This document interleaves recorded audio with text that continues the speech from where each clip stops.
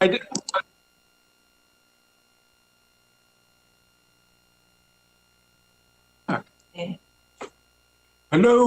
everybody. A very good afternoon, good morning, good evening to all of you, depending on the timeline you're in. My name is Fabrizio.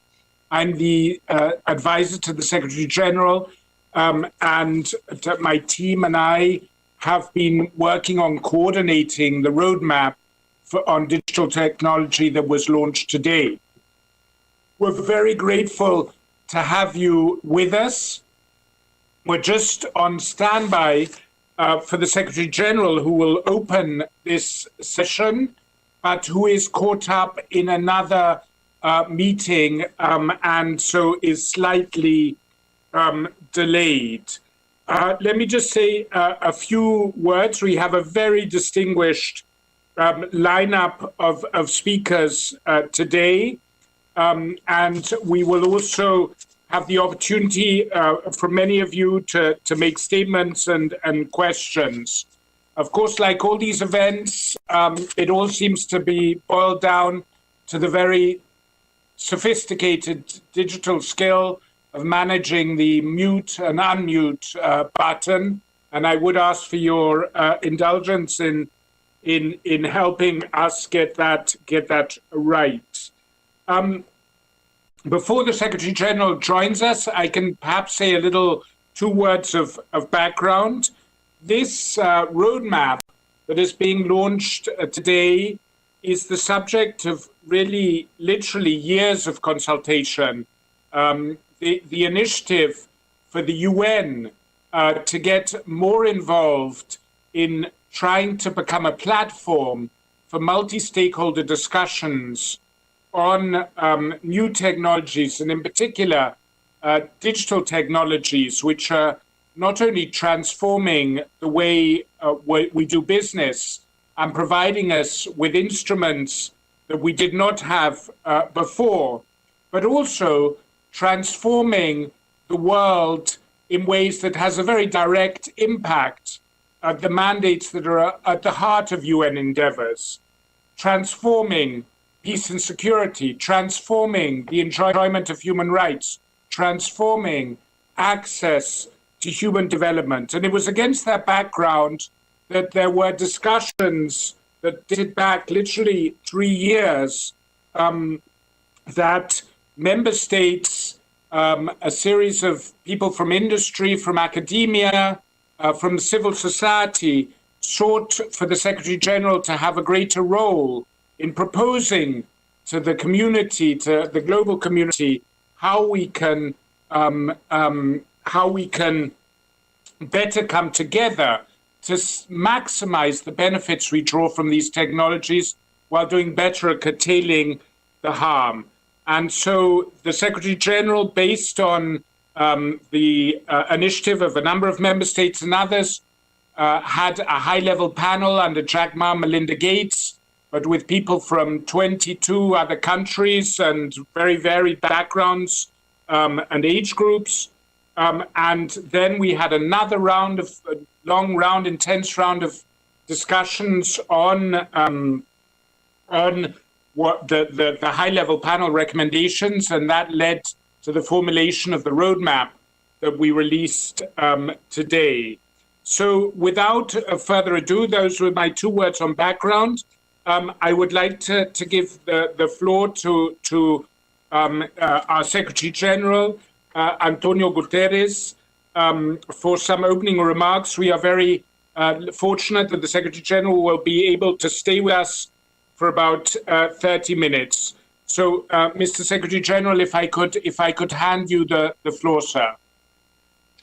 Thank you very much, Excellencies, distinguished participants, dear friends. The world is shifting from analog to digital technology at a faster pace than we could ever have predicted. This creates both vast promise and some peril.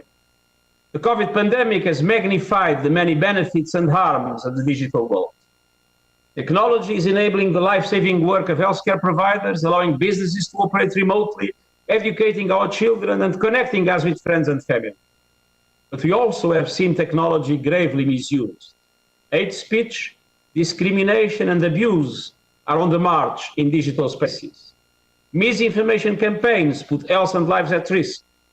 In response, the United Nations has launched the Verified initiative to increase the volume and reach of accurate information on the crisis. Life-threatening cyber attacks on hospital systems threaten to disrupt life-saving care. We are at a critical point for technology governance.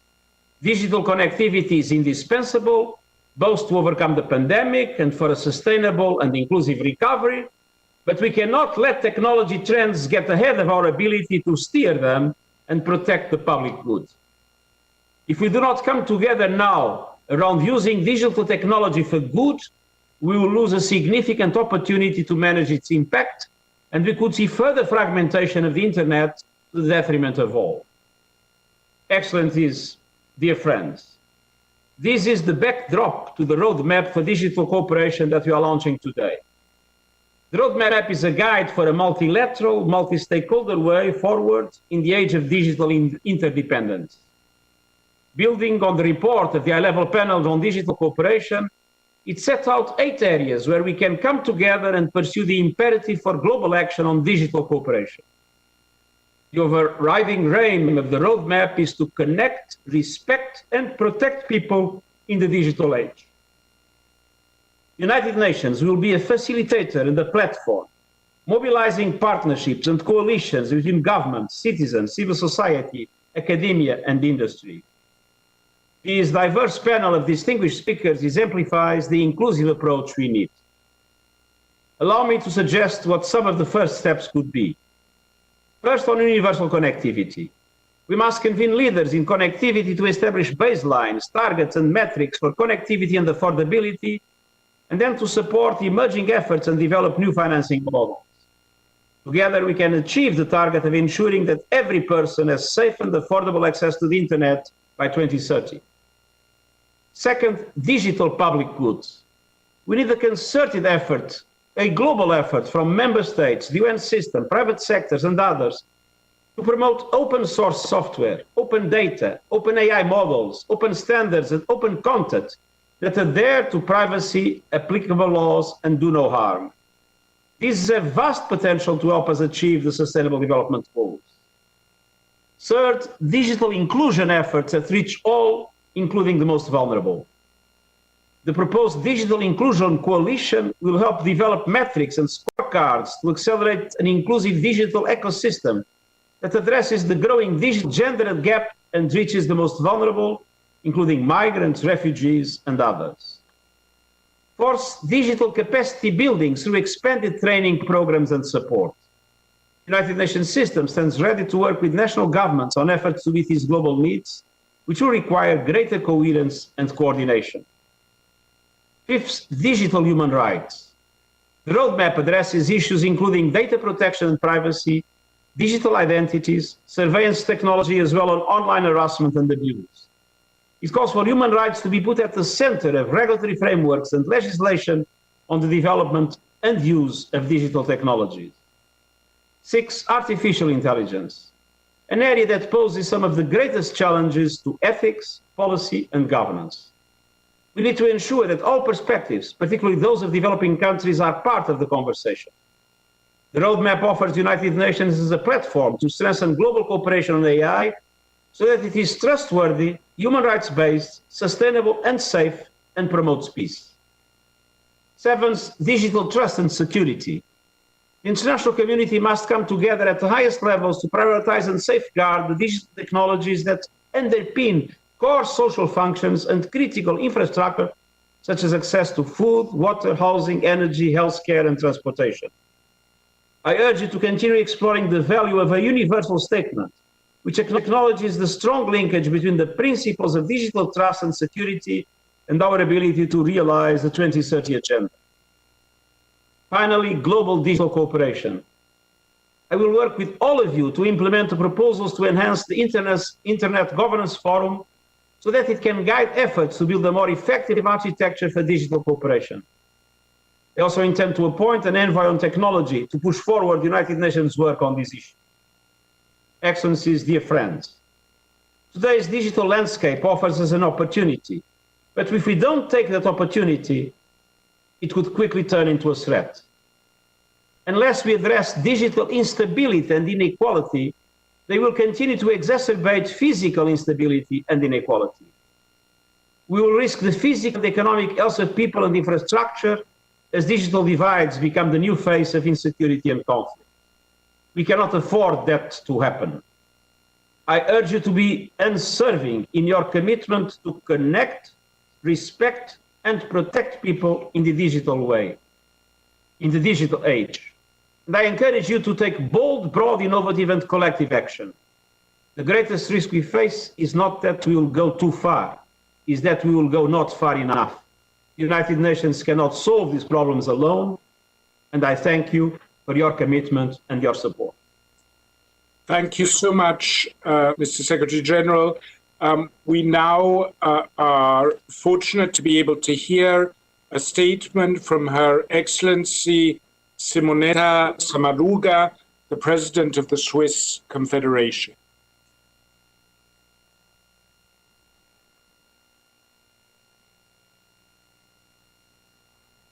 Your Excellency, Mr. Under-Secretary General, Excellencies. In some ways, the corona crisis has worked like a magnifying glass. The essential has become clearer. We saw how important it is to have access to trustworthy information and how important independent journalism is for citizens, given the spread of misinformation online. The crisis has also acted as an accelerator for digitalization. In only a few months, many of us have learned to deal with online conferences, homeschooling, and other digital tools that many have not been using before. We know that technology in itself is neutral. Whether its effects are good or bad depends on the intentions of the people using it.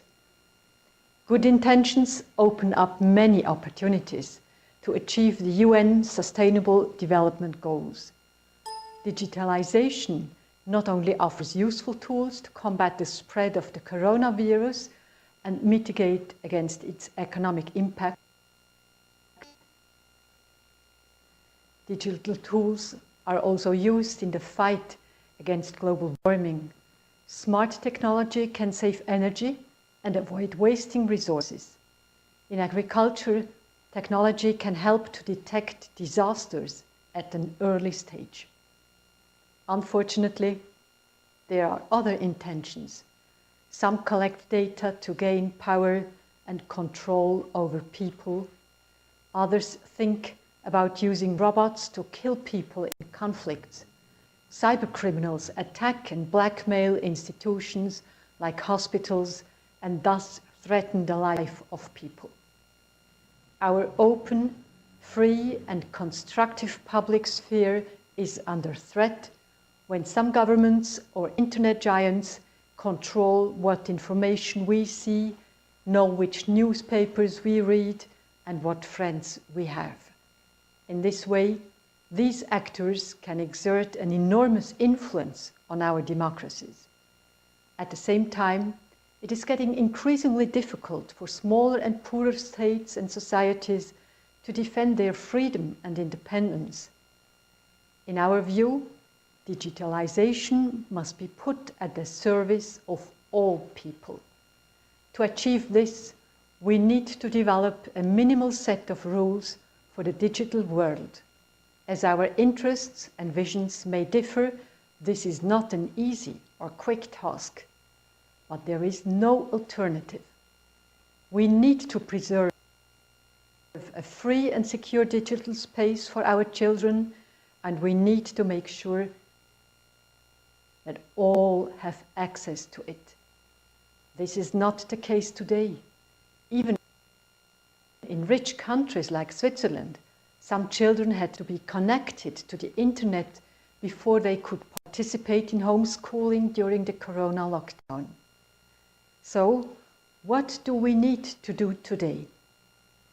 15 years ago, at the World Summit on the Information Society, we agreed to create a space for dialogue among all relevant stakeholders governments, parliaments, businesses, civil society and academia. And we created the UN Internet Governance Forum, a platform for dialogue, open to everybody. Today, such dialogue is still necessary, but it is no longer sufficient. We need to go one step further and develop a space where we can define shared rules. Last year's recommendations of the high-level panel on digital cooperation have been an important milestone, and the UN Secretary General's roadmap, as presented today, offers an important next step towards more inclusive digital cooperation and governance. Given that it is easier to build on existing mechanisms rather than to agree on creating something new, we are convinced that the Model Internet Governance Forum Plus will have the best chance to bring us the next step ahead. For the last 20 years, Switzerland has been actively supporting the development of digital cooperation and governance. My former Federal Council colleague, Mrs. Doris Leuthard, had the privilege of contributing to these discussions as a member of the high-level panel. We are fully committed to continue to work with all of you, also International Geneva.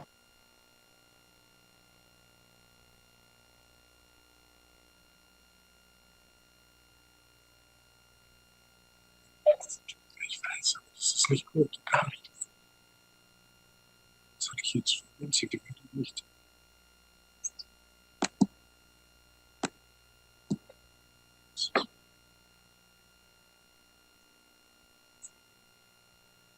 Okay, thank you. I think I'm afraid we might have cut short due to a technical problem the video transmission from the president of the Swiss Federation, but we're very grateful for her contribution.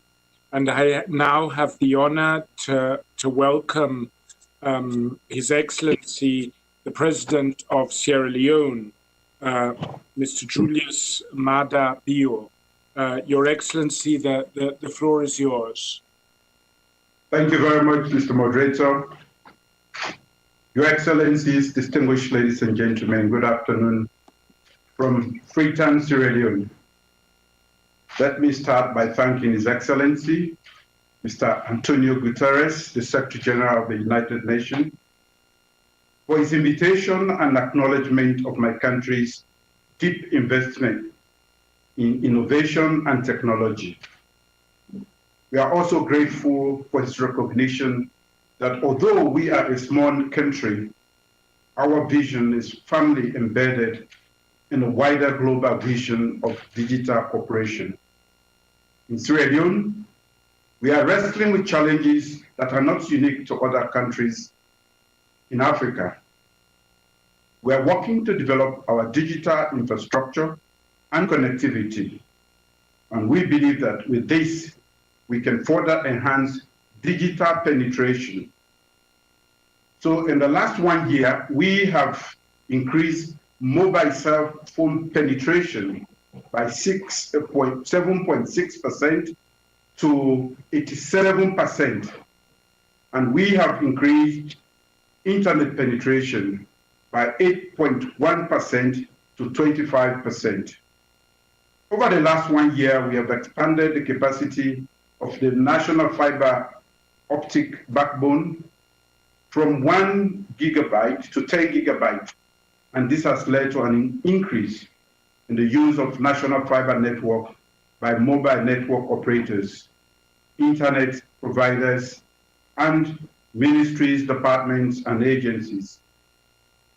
We have completed 5-kilometer cable from the Salka cable landing station at Bintumani. That has further strengthened the network. I am also pleased to announce that the network is now fully managed by Salka, which is a local team. We will build on this over the coming years as we seek to roll out National Fiber Backbone Phase 2 that will cover 14 new towns. We have finalized the e-governance network, and we are making tremendous progress on network architecture as a whole. We are still contending with low levels of digital literacy across the country, especially in non-urban areas, and we are mindful of the persistent threat of cyber security. But that, to my mind, is the reason that for such international engagements, to team and discourse, to learn and discourse best practices and solidify cooperation agreements and productive partnerships that will help our small countries deal with these challenges.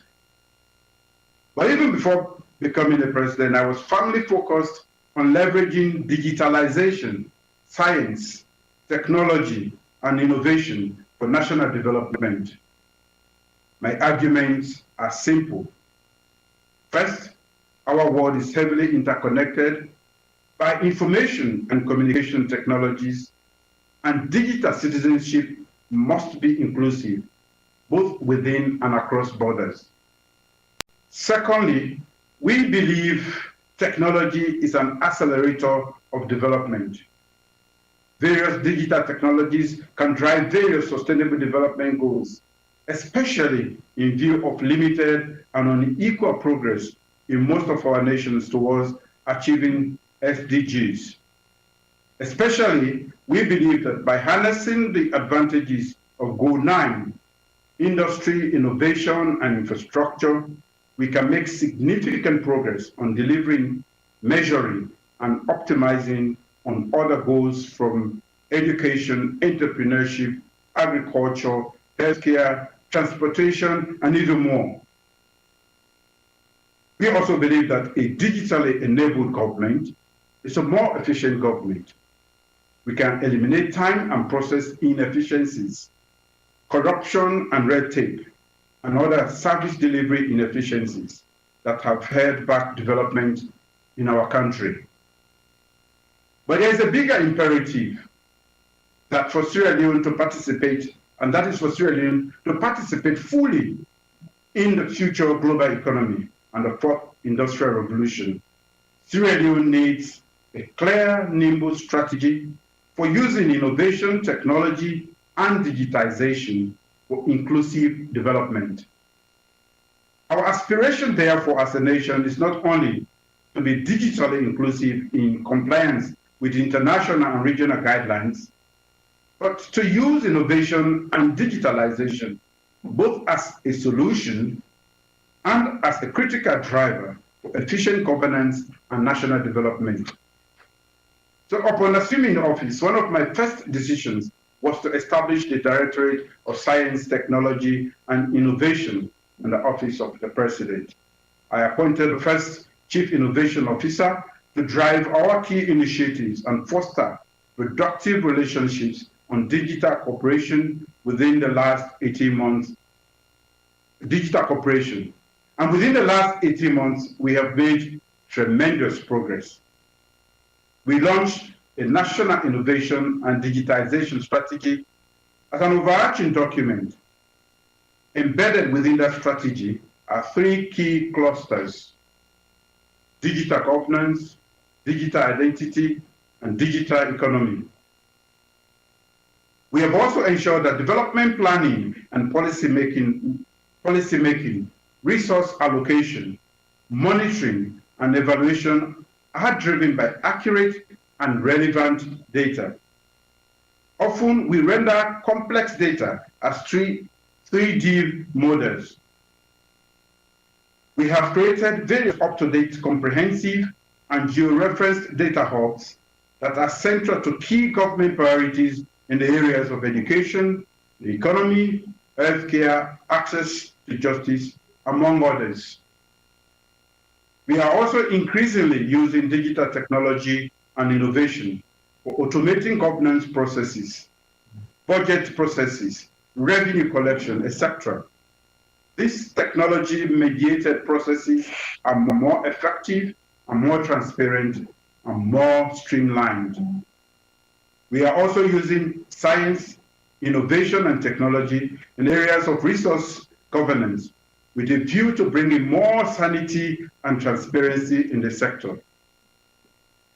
We have recently completed a national airborne geophysical survey, through which we have acquired high-resolution, high-precision data sets that will be used to drive the development of this sector.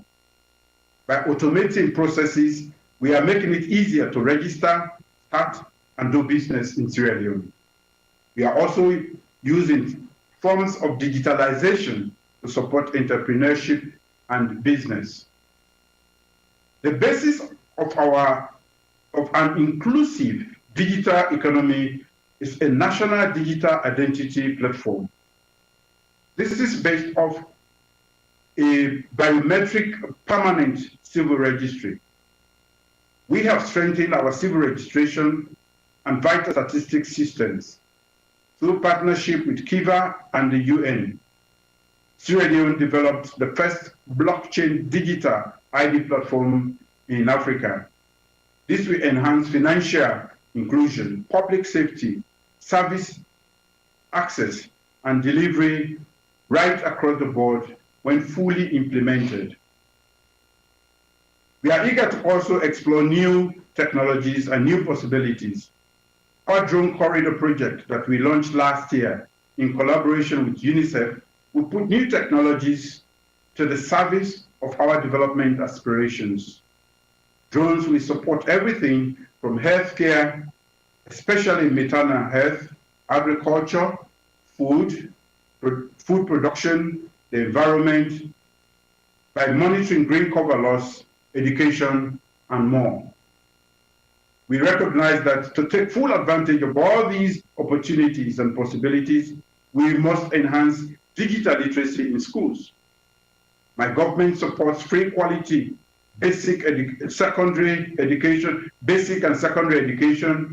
for all Sierra Leonean children, with up to 21% of our national budget. Government also supports STEM education in higher education and TVET. There is more planned internet connectivity to schools, and we will soon convene a national forum for the future of education in Sierra Leone. We have deployed homegrown technology solutions to support the Ministry of Health and emergency operation centers in the fight against COVID-19 pandemic, from health information systems, a situation room for real-time data on disease management and surveillance, and e-passes for regulating inter-district travel restrictions. But Sierra Leone has also concluded a number of international partnerships.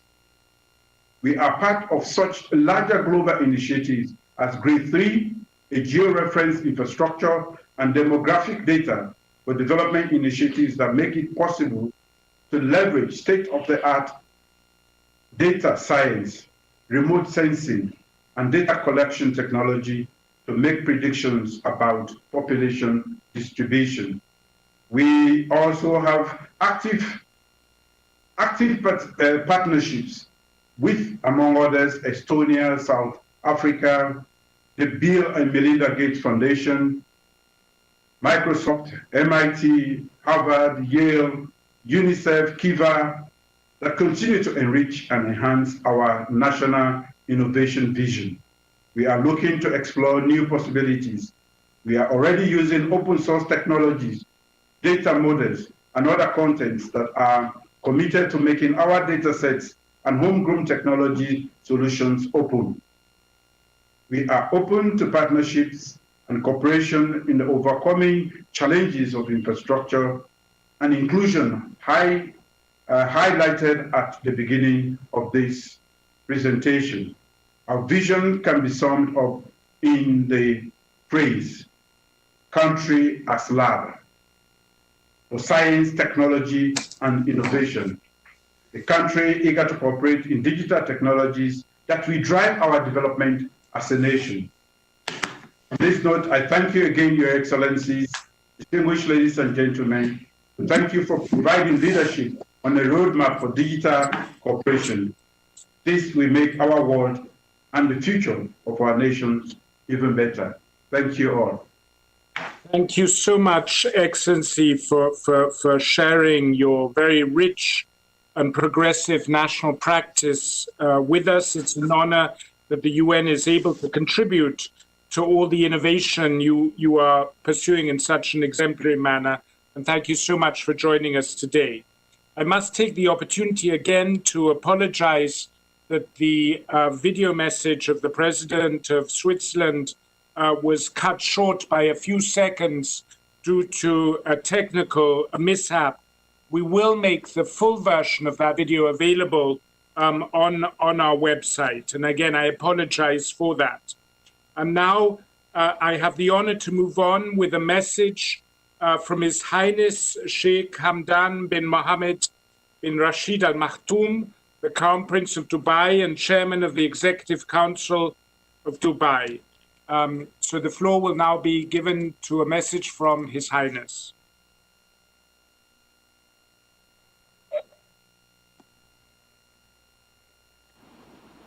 Your Excellency, António Guterres, Secretary General of the United Nations. Your Excellencies, distinguished guests, ladies and gentlemen. I would like to start by congratulating the United Nations, led by Your Excellency, on the launch of the Roadmap on Digital Cooperation.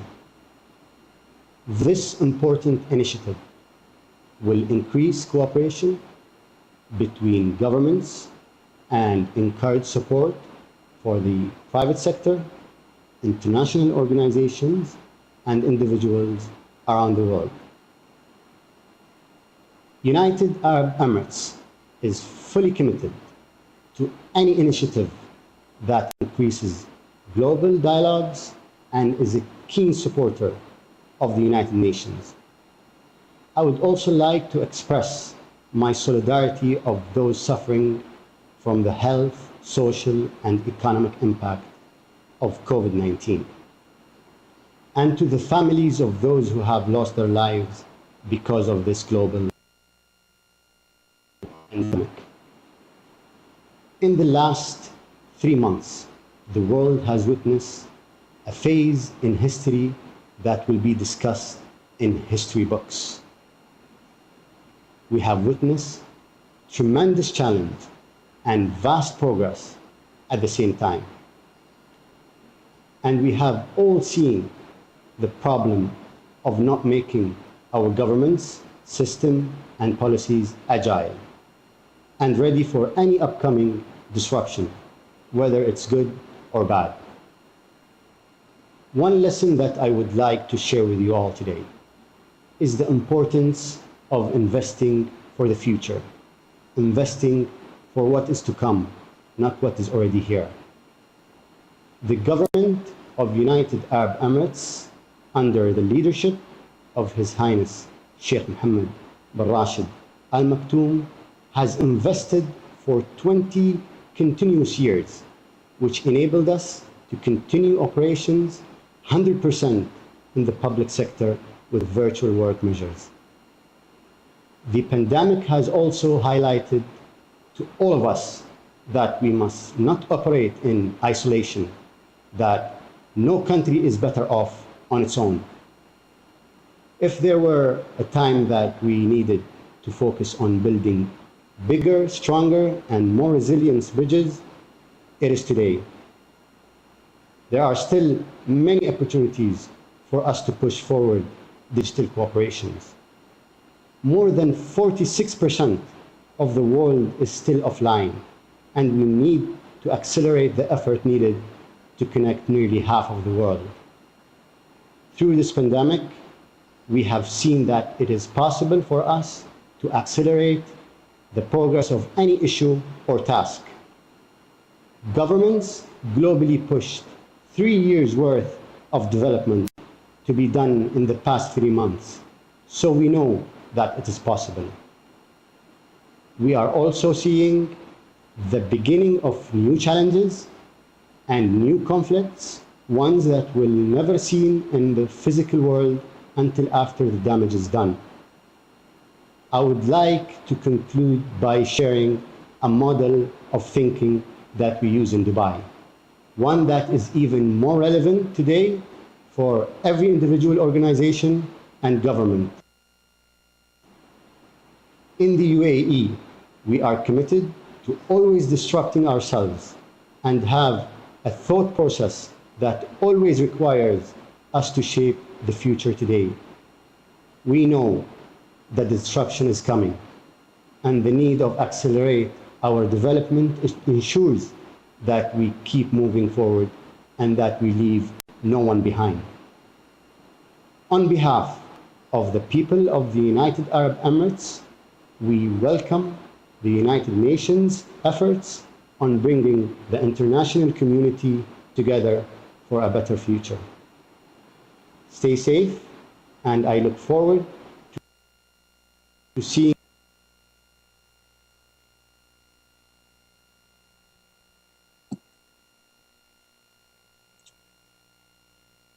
Thank you, Your Highness, for those very inspiring remarks.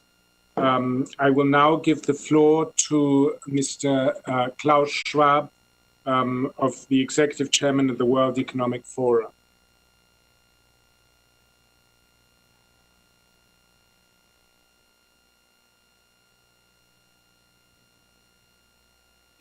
Thank you for this opportunity to address this community at this very important meeting. We, the World Economic Forum, greatly welcome the launch of this roadmap and share with Secretary General Guterres and Special Advisor Hochschild the feeling of great urgency for increased and improved global cooperation.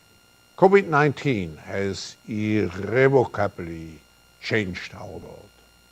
So many of us had to learn how to live differently, to learn how to work, socialize, shop, and collaborate differently. And we are doing all of this online. Since the onset of the corona crisis, internet usage has increased by 70%. The use of communication apps has increased by 300%, and virtual collaboration tools by 600%. And some video streaming services have grown 20-fold. This is only true for those who are connected to the internet. However, today, 30 years after the invention of the World Wide Web by Sir Tim Berners-Lee, this stands at just 53% of the world's population. Many individuals and populations in emerging economies around the world are now facing the impact of COVID-19 without the benefit of the connectivity that all of us take so much for granted. Of the 25 least connected countries in the world, 21 are in Africa.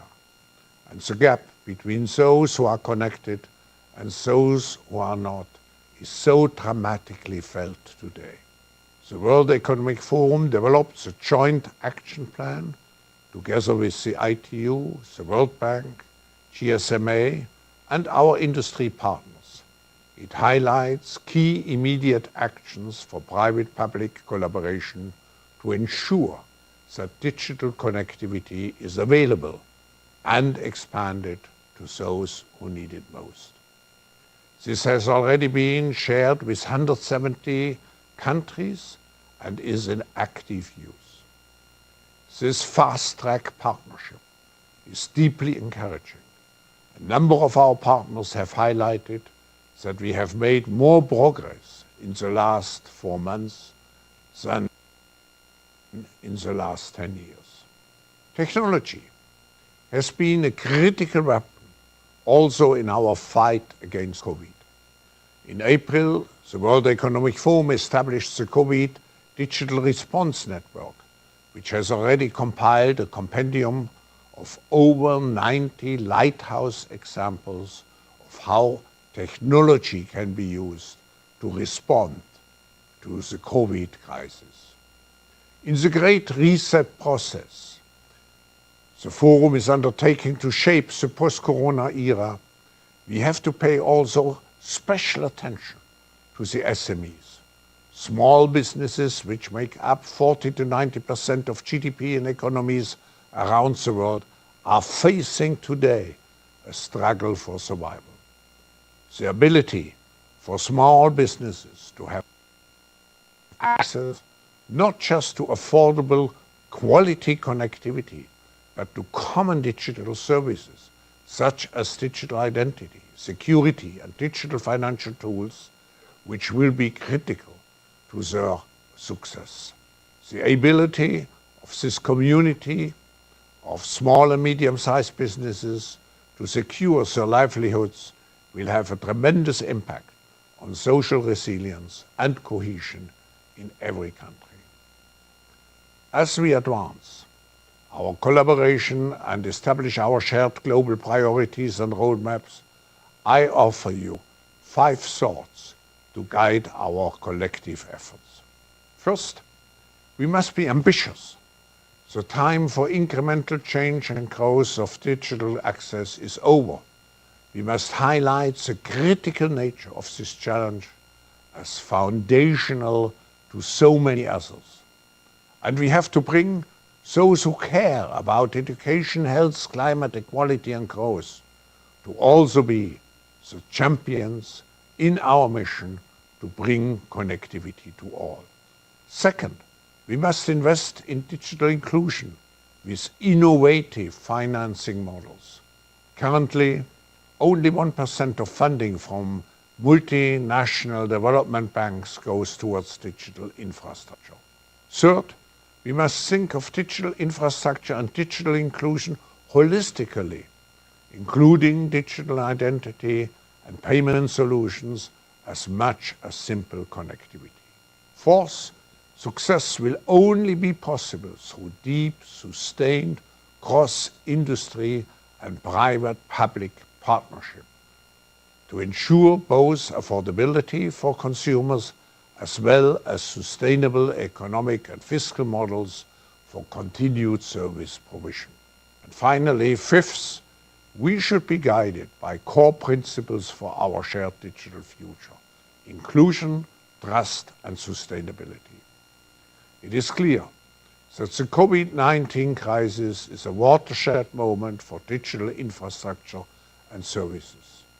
Digital is the fabric of our post-COVID lives, and we will continue to rely on technology more and more, unless we rapidly tackle the challenge to bring high-quality, universal internet access to all.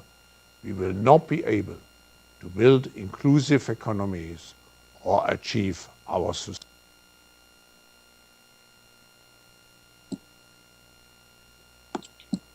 Thank you. I'd like to thank the World Economic Forum for that statement for us from their executive chairman, Mr. Klaus Schwab, Professor Klaus Schwab. And now we have the profound honor to welcome with us Sir Tim Berners-Lee, the inventor of the World Wide Web, co-founder of the Web Foundation, and Chief Technical Officer of INRUPT to speak. So over to you, Sir Berners-Lee. Thank you. Thank you, Fabrizio. Secretary General, Excellencies, ladies and gentlemen, thank you for this opportunity to join this discussion. I'd particularly like to acknowledge the many people who are watching and listening to this around the world through the World Wide Web. I would like to congratulate the Secretary General for an excellent roadmap, which I'm looking forward to discussing in the future. We meet, of course, thanks to digital technology at a time when meeting physically has not been possible. The web has been a lifeline for so many people during this crisis, enabling work, education, and social connections. But we've also seen the impacts of gross inequality. So almost half the world, 3.5 billion people, remain unable to connect. Our number one focus, then, as we discuss digital cooperation, must be to close the digital divide. Digital inequality is a barrier to wider equality, and we know it most affects those who are already marginalized, people in developing countries, those on lower incomes, and of course, women and girls. Men remain 21% more likely than women to be online, and 52% more likely in the least developing countries.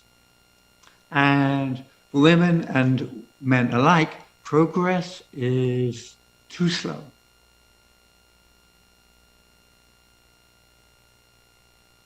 This year's Sustainable Development Goal 9C for universal access was a good target, but we are going to miss it by a long way.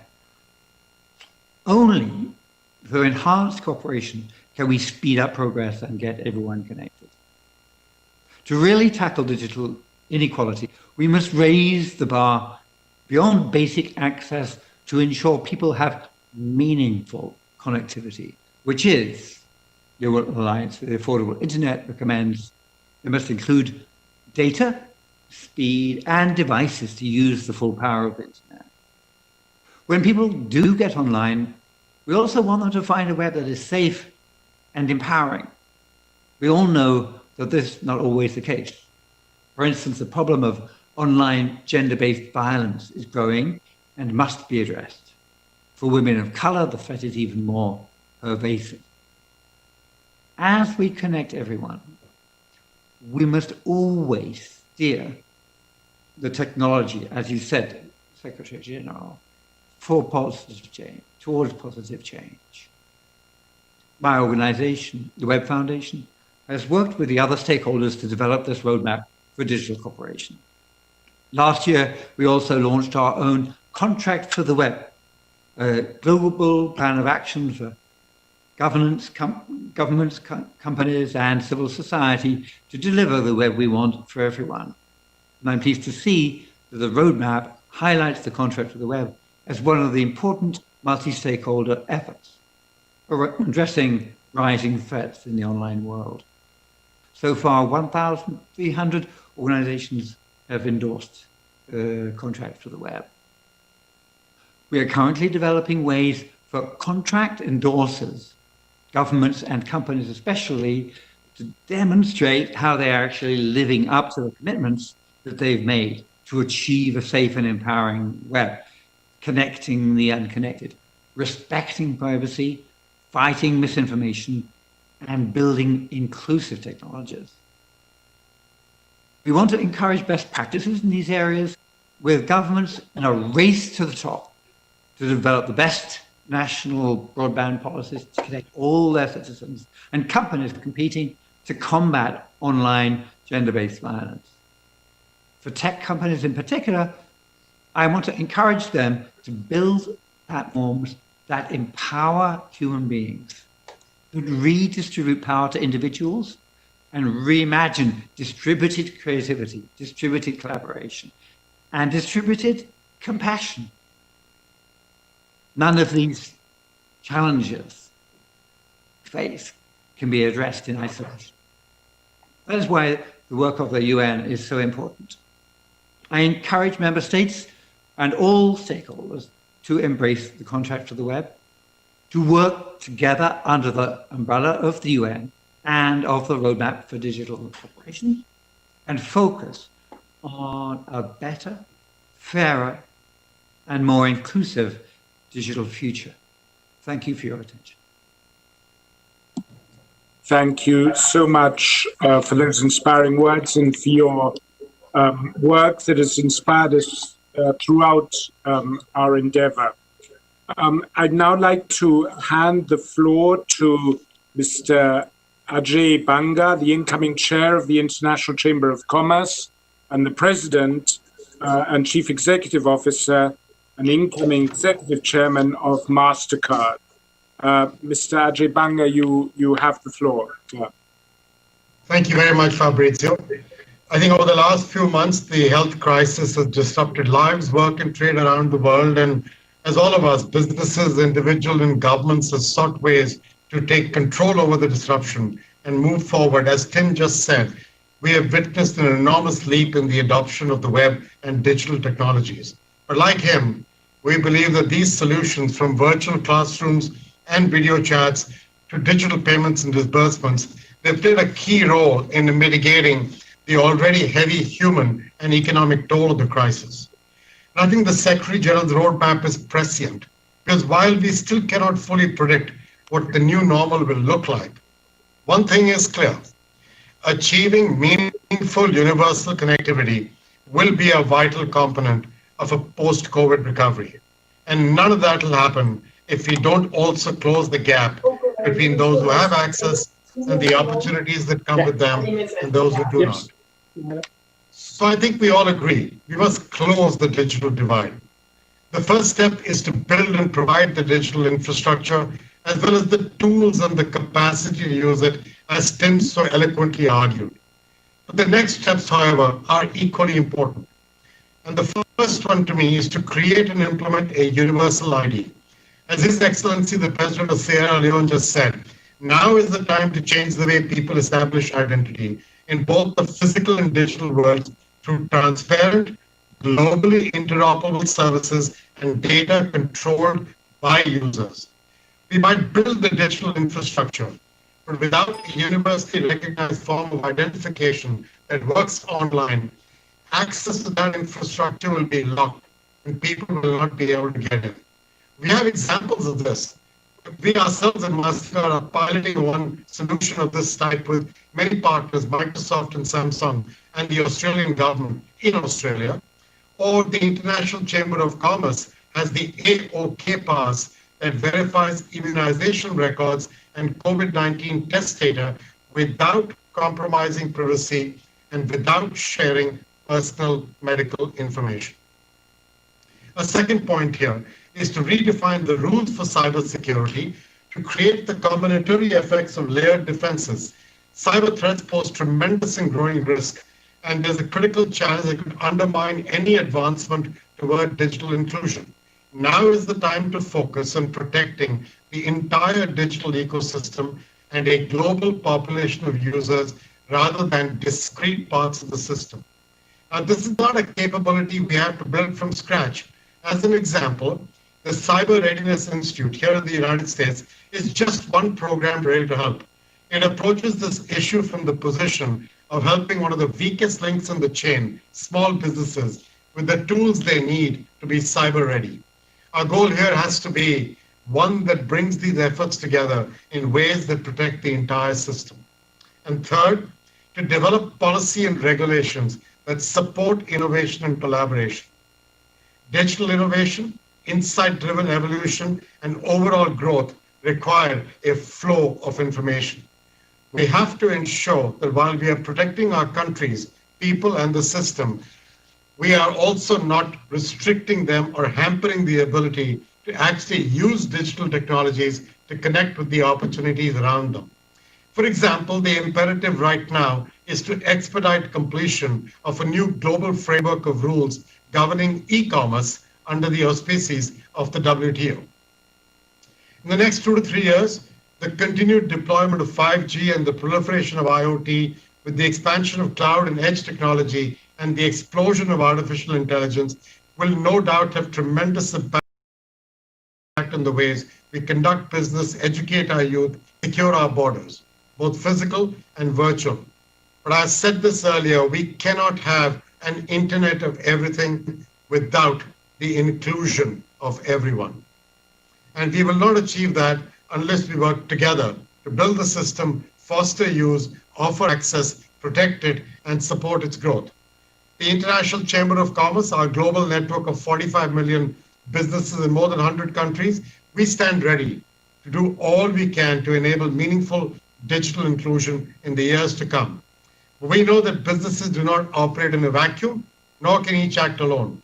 Recovering from COVID-19 in a way that, to quote the mantra of the SDGs, leaves no one behind means we all, governments and businesses, large and small, must come together to deliver one larger, holistic digital collaboration that is greater than the sum of its parts. And therefore, Mr. Secretary General, we are very supportive of your roadmap. We are grateful for your leadership. Count on us. Thank you so much, Mr. Banga, for those inspiring and insightful words. I'd now like to give the floor, warmly welcome the Chief Executive Officer of Vodafone, Mr. Nick Reed. Nick, the floor is yours. Thank you, Fabrizio, and thank you, Secretary General, for the opportunity to talk today. I will be relatively brief, but I will be echoing a number of the comments made by the speakers already. Vodafone operates in 25 countries throughout Europe and Africa, and we have global partners for the rest of the world. We have a single purpose, which is to connect for a better future. We want to enable a sustainable, inclusive digital society. And so when the crisis happened, we really looked at ourselves and said our purpose is even more relevant in society moving forward.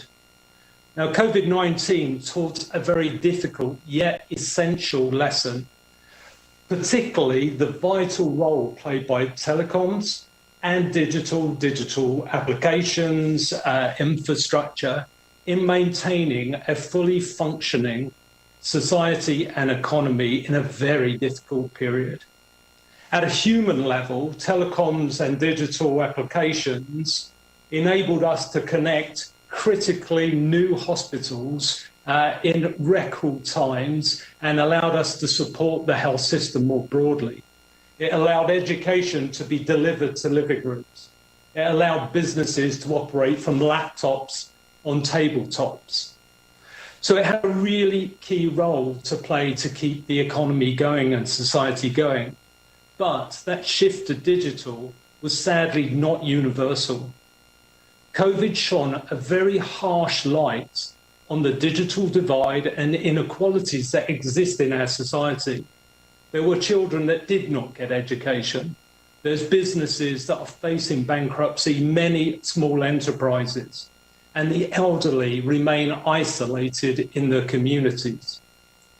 We have to take the opportunity, look to the recovery as a unique opportunity to rebuild our societies, more inclusive, more sustainable, more resilient. We need to close that digital divide. Now, this starts with investing in digital infrastructure, increasing the coverage of reliable and affordable connectivity. Today, half the world does not have adequate connectivity. In Africa, 500 million people have coverage but do not use the data services. So in addition to infrastructure, we must invest in demand for digital services. And it covers 3 pillars. The first is rolling out digital skills development throughout all citizens in the community. Secondly, digitize public services at scale, and I especially would focus at health and education. And the third is close the digital gap for small enterprises. This is really fundamental to improve the overall resilience of the economies throughout the globe. Now, all of these things together will also play a major role in eradicating the 26% gender gap in digital access globally. So to close, achieving a sustainable, inclusive digital society is transformational, but requires us to embrace reform, all of us. It requires governments and businesses to be true partners. It requires financial institutions to find new models of sustainable funding for digital infrastructure. And third, it requires policymakers to overcome geopolitical tensions. We must rebuild better, more resilient, more inclusive. The roadmap for digital cooperation is crucial for this. And Vodafone stands ready to play its role and be a key partner with everyone in the society. Thank you. Thank you so much for those very succinct but inspiring words. I'd now like to hand the floor to my colleague, my very esteemed colleague, who is the High Representative for the least developed countries, landlocked developing countries, and small island developing states. Those who, more often than not, are those who suffer most on the wrong end of the digital divide. So, Fikita, if I could hand the floor to you, please. Thank you, Mr. Secretary General, Excellencies, distinguished moderator and panelists, ladies and gentlemen. Allow me to first express my gratitude to Undersecretary General Fabrizio Hochschild for ensuring that the process leading to this roadmap was inclusive. Thank you for enabling the strong engagement from the Global South, and especially the least developed countries, landlocked developing countries, and small island developing states. They represent 91 countries with a combined population of more than 1 billion. The COVID-19 pandemic and its impact has shown us the urgency to close the digital divide, which is an added dimension of ever-growing inequalities. The Secretary General's roadmap once more alerts us that 87% of individuals in developed countries used the internet in 2019. The access and use in the least developed countries stood at just 19%. In the landlocked developing countries and small island developing states, the figure is also below 50% on average. A large share of people in these countries simply cannot participate in virtual learning. They do not have the means to work from home. Telemedicine is a distant dream, and forget about staying connected with their families and friends. They are unable to listen and participate in conversations such as this one. The time is now for us to make the right decisions, take immediate action, and implement initiatives. We cannot leave them behind. We need to ensure their effective inclusion and participation in an ever more digitally connected world and humanity. So what can we do to support these vulnerable countries? We need to first get the basics right. We need to do so because we know that to connect digitally with the world is not a luxury, but a precondition to attaining sustainable development and to address climate change. It is now that we must invest in the necessary infrastructure for all. This will require both public funding and international support. The reality remains that very little aid is used for this purpose. Only a small fraction of overseas development assistance is dedicated to digitization. The Financing for Sustainable Development report is clear. Only 1% of project funding by multilateral development banks targeted the information and communications technology sector between 2012 and 2016. This needs to change. Once people have access, there are so many productive ways to use digital technology, from basic service provision to rural areas, enhancing financial inclusion, and enabling access to e-education, e-health, and e-governance. Digital technology is at the core of participating in the global production and value chain. We know that the least developed countries want and need to build their productive base and engage in the global value chain as producers and not just consumers. Yet it is a major challenge. But this is the moment to move a challenge to an opportunity. We here have the privilege of being part of this discussion, and privilege means responsibility. We should think about how small companies in LDCs, LLDCs, and states can benefit from the digital economy. Getting small firms to benefit is not trivial, and we have to think creatively if vulnerable countries are to also benefit from the opportunities that the digital world offers. Now is the time to boost all dimensions of broadband internet access. Availability, accessibility, content, and capacity to use, and this must include the least developed countries, landlocked developing countries, and the small island developing states. Let us move words to action. I thank you. Thank you very much for those words, for that perspective. I'd now like to give the floor to our last panelist, Baroness Joanna Shields, who is the founder of the We Protect Global Alliance and Chief Executive Officer of the Benevolent AI. Joanna, over to you. Thank you, Mr. Hochschild. Your Excellency, Secretary General Guterres, Your Excellencies, ladies and gentlemen, I am grateful for the opportunity to speak about the state of the digital world today, and specifically the urgent need to protect children from online abuse and exploitation. What we have experienced as a society in the first months of 2020 has been unprecedented in our lifetimes. As the pandemic raged through our communities and lockdowns were enforced, digital connectivity uplifted us, keeping our friends and families close, our businesses operating, and thankfully, our children occupied. But what you may not be aware of is that during this time, another pandemic was attacking children from within their own homes. Child abuse and online sexual exploitation have exploded during this crisis.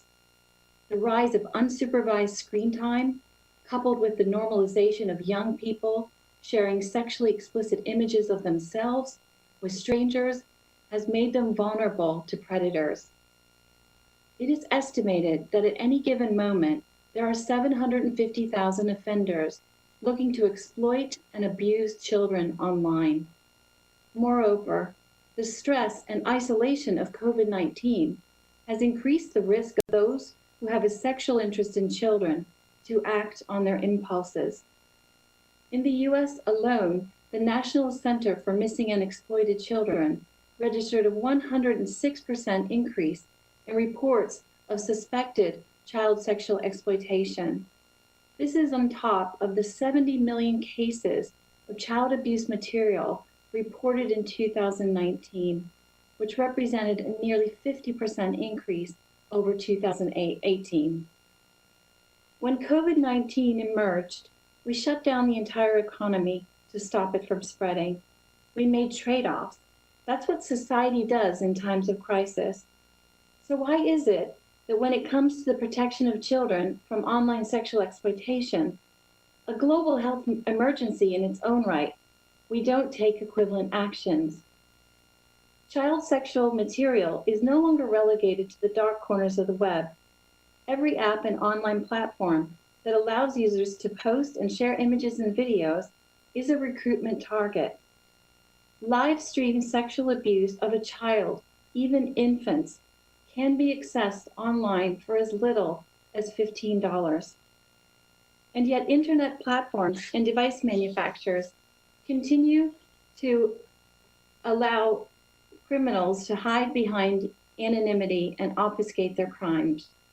Regrettably, Facebook has announced its intent to deploy end-to-end encryption across WhatsApp, Instagram, Facebook, and Messenger. The National Center for Missing and Exploited Children estimates that what will be lost as a result of this action are over 12 million reports of child sexual abuse material. And with it, 12 million cries for help will not be heard. Let me be clear, encryption is a vital tool to protect privacy and security, but children deserve to be safe, and their rights must be protected too. We must not give offenders the cover to go undetected and unpunished. A timely announcement that came out today brings a sliver of hope. A group of leading tech giants who in March proclaimed their commitment to voluntary principles have now backed a plan to eradicate child sexual abuse online.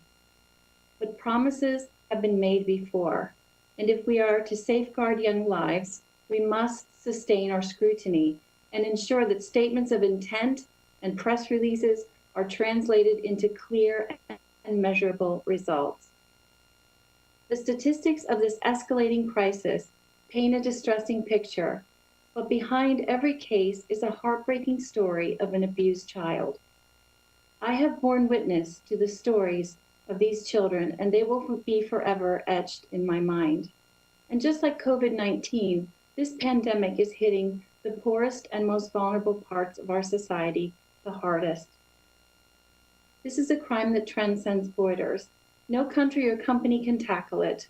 That is why in 2014, I founded Protect to galvanize global attention to this emerging and unthinkable crime against children and to unify stakeholders to act.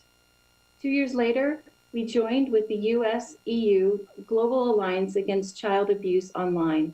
And today, the We Protect Global Alliance has 97 countries, leading law enforcement agencies, civil society organizations, and tech companies as members and partners. Together, we built a model national response framework to support all countries in achieving a level of proficiency in fighting this crime, and we also support the emerging online safety community who are building and developing innovative solutions that protect children from harm online. We believe that technology in itself is neither good nor evil. It's up to us to make it a powerful ally and to use its transformative power to heal and stop this heinous crime. One of our most valuable partners is the UNICEF End Violence Against Children Global Partnership and Fund. I had the pleasure of launching the EVAC Fund back in summertime 2016, and I'm so proud of the work they have done. While We Protect serves as the global coordinator of all stakeholders involved in the fight against child sexual exploitation, the EVAC Fund deploys targeted investments to strengthen national, regional, and global capabilities. Most recently, we aligned in response to COVID-19, and what we accomplished together is a testament to the power of constructive digital collaboration. I am grateful for the acknowledgement of EVAC's work in the UN Secretary General's Roadmap for Digital Cooperation. We are also fortunate to have the support of the European Union, and we welcomed a resolution adopted last November by the European Parliament, calling on all member states to actively support organizations like the We Protect Global Alliance to fight and stop child sexual exploitation online. I come to this forum with over 30 years of tech industry experience, having served as a senior executive at Google, Facebook, AOL, and also in government as the UK Minister for Internet Safety and Security. And what I have learned is that technology fused with human intelligence and compassion can help transform society to remake and renew the world. Indeed, at Benevolent AI, where I now serve as CEO, we build technology that harnesses the power of all the world's biomedical data to enable scientists to discover life-changing medicines. In this mission to preserve human health, we hope to transform a broken system of drug discovery and development that is currently leaving too many patients with no hope for a cure. Similarly, as the Secretary General said, we must build technology for good. Purposeful technology is one of the most powerful tools in preventing child sexual abuse and exploitation. As we gather today in celebration of the Roadmap for Digital Cooperation and in recognition of the power of the international coordinated action, we must simultaneously be mindful that every young life damaged is our collective responsibility. United, we will stop this heinous crime, support and protect survivors, and ensure the digital world is a safe place for all children everywhere to learn without fear, to experience and participate in all that life has to offer. Thank you. Thank you so much, Lady Shields, for your intervention. Very inspiring. And of course, this is one of the areas where I think the lack of governance is most apparent. Of course, the need to get rid of anything harmful to children online is a pretty universally shared value across the world, and yet harmful content to children has multiplied. So there's clearly a deficit there that we cannot explain away by different mindsets or different cultural norms or different attitudes between states. So we hope very much that the Secretary General's Roadmap will be part of an effort to improve humanity's performance in that regard to make our children safer. With that, I'd now like to hand the floor to Mr. Andrew Sullivan, who is the President and Chief Executive Officer of the Internet Society. So, Andrew, over to you. Thank you so much.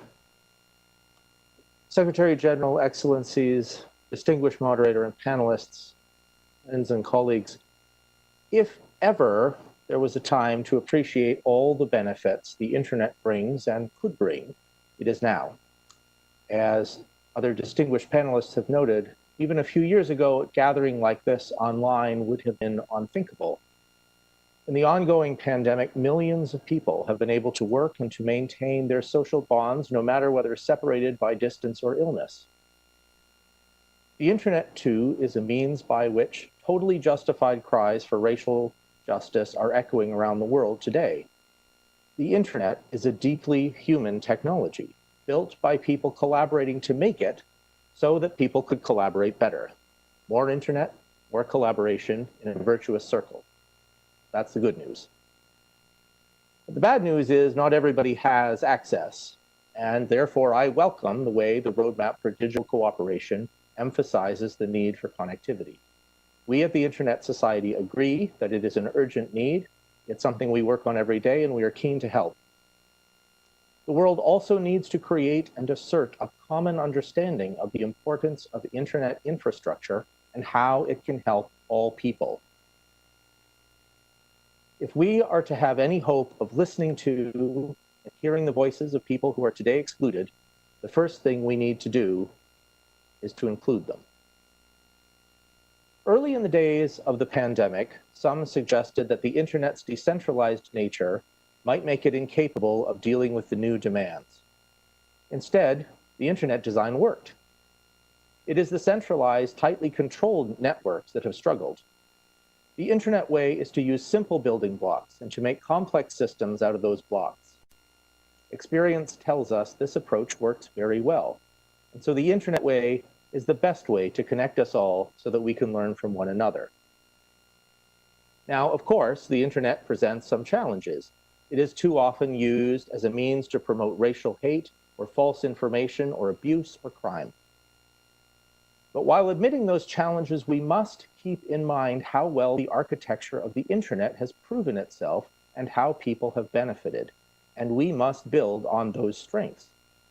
This means understanding that the distributed, decentralized design of the internet is what worked in the current health crisis, so we need to resist calls for centralization or regulations that are not fit for purpose.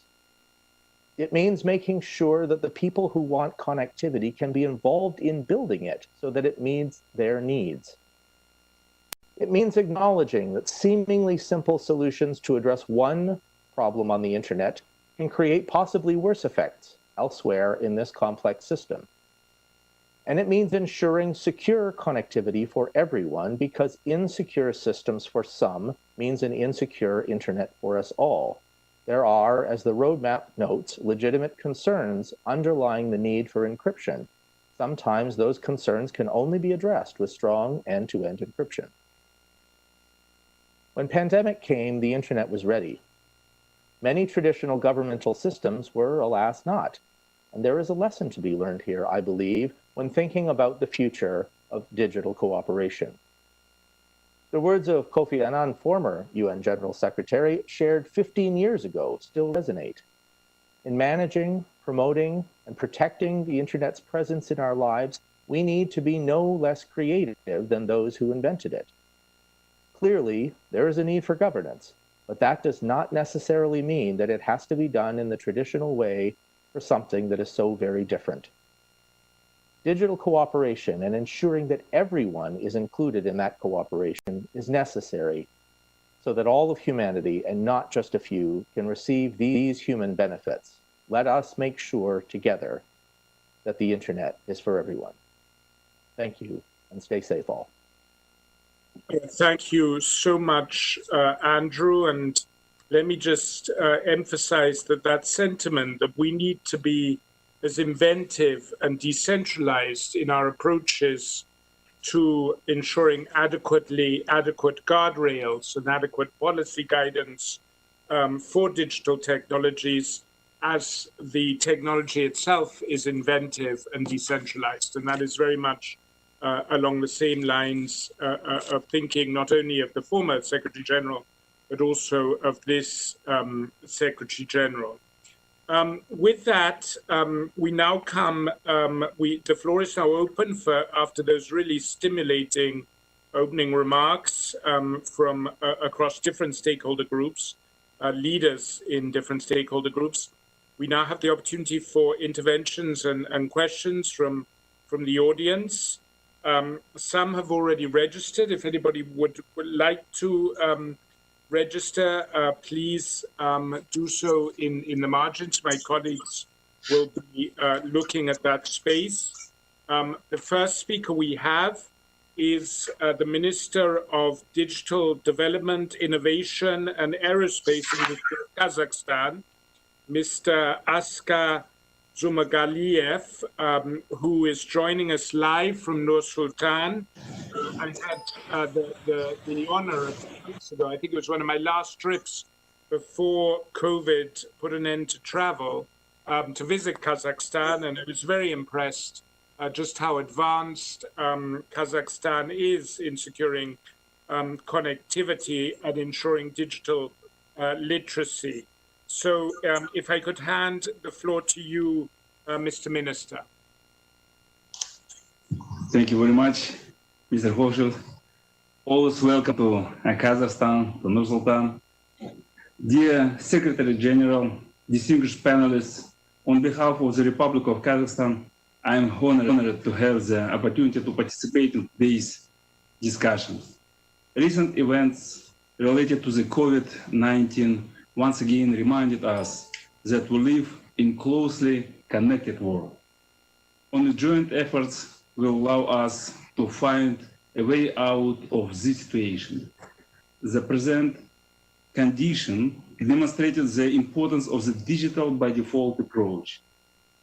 The projects implemented under the state program Digital Kazakhstan allowed us to adjust to new realities. First, Kazakhstan has one of the most affordable internet. 96% of the population is covered with mobile internet access, and we will reach 90% by the end of the 2020. The digital literacy rate is around 83%. 82% of public services are provided online to citizens, and we aim to reach 90% by the end of 2020. Second, during the pandemic, local IT companies created dozens of new IT solutions in education, healthcare, public services, and others. Doctors and teachers were exempted from fees for the internet. Civil servants were able to transfer to remote work. All initiatives became real by the support of country leadership. Now we see the importance of growing digital. Our further vision is in the development of AI, 5G, data and analytics, and many other aspects. Regarding the roadmap for digital cooperation, we support such initiatives as appointment of tech envoy, establishment of the advisory body on AI, and the Digital Public Goods Alliance. We are also pleased to see that the roadmap encourages multilateral digital partnerships. Moreover, one of the relevant examples of digital collaboration is the GIGA project. It has Kazakhstan's commitment of achieving sustainable development goals. We are ready to contribute to the implementation of the global connectivity principle. Nevertheless, many other landlocked developing countries still face a number of challenges in infrastructure and access to the digital technologies. It prevents LDACs to achieve the Agenda 2030. We underline the importance of the international cooperation in this regard. In conclusion, I would like to deeply thank Secretary General Mr. Guterres and Under Secretary General Mr. Rashid for the opportunity to speak today. I wish us all efficient joint work to achieve sustainable peaceful development in current challenging conditions. Thank you for your attention. Stay safe. Oh yeah. But I mean, Thank you so much, Mr. Minister. shit. Sorry, could others go on mute, please, who are not speaking? Thank you so much, Mr. Minister. And we hope very much in Kazakhstan you are all safe too. Now we have 10 speakers who've registered, and we have about half an hour. So if at all possible, if I could ask you, with all due deference, if possible, to keep your remarks to under 3 minutes, that would be really appreciated and allow us to have room for everyone to speak. And so with that, I'd like to give the floor to Ambassador Perks Ligoya. Ambassador Ligoya is the permanent representative of Malawi and the chair of the least developed countries to make a statement on behalf of the least developed countries group. Ambassador, the floor is yours. Thank you very much, Fabrizio. Excellencies, heads of state and government, honorable ministers, Mr. Secretary General, colleagues, ladies and gentlemen. I have the honor to deliver these remarks on behalf of the 47 least developed countries. I thank the Secretary General for coming up with a roadmap on digital cooperation that highlights several challenges that the LDCs are facing. As highlighted in the roadmap, the LDCs are left furthest behind when it comes to internet use. In 2019, only 19% in the LDCs used the internet, compared to 87% of individuals in developed countries. COVID-19 has exposed the disadvantages that LDCs have been facing in carrying out online activities. During the lockdown period, advanced economies are using online platforms like these to undertake many of their daily activities. Similarly, digitalization has allowed remote learning for millions of students in these countries. However, ironically, LDCs are not able to avail online facilities, primarily due to insufficient broadband services. COVID-19 has created an emergency to promote digital access and broadband connectivity in LDCs to build a resilient society in the face of new and emerging challenges. Investing in LDCs makes business sense. Most LDCs have a burgeoning youth population who are growing at a rapid pace. This vibrant young population can be an important agent of social change in LDCs if they are provided with opportunities. Thus, the business opportunities are enormous in LDCs.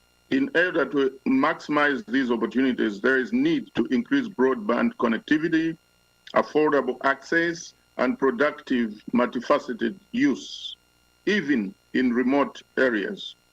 High-speed broadband internet will offer greater potential for harnessing far-reaching development outcomes, including reducing inequalities within and across countries. It is important to ensure that the metrics for measuring digital inclusiveness that are being developed incorporate the needs of LDCs. In addition, LDCs and other vulnerable countries should be involved in the developing of these metrics.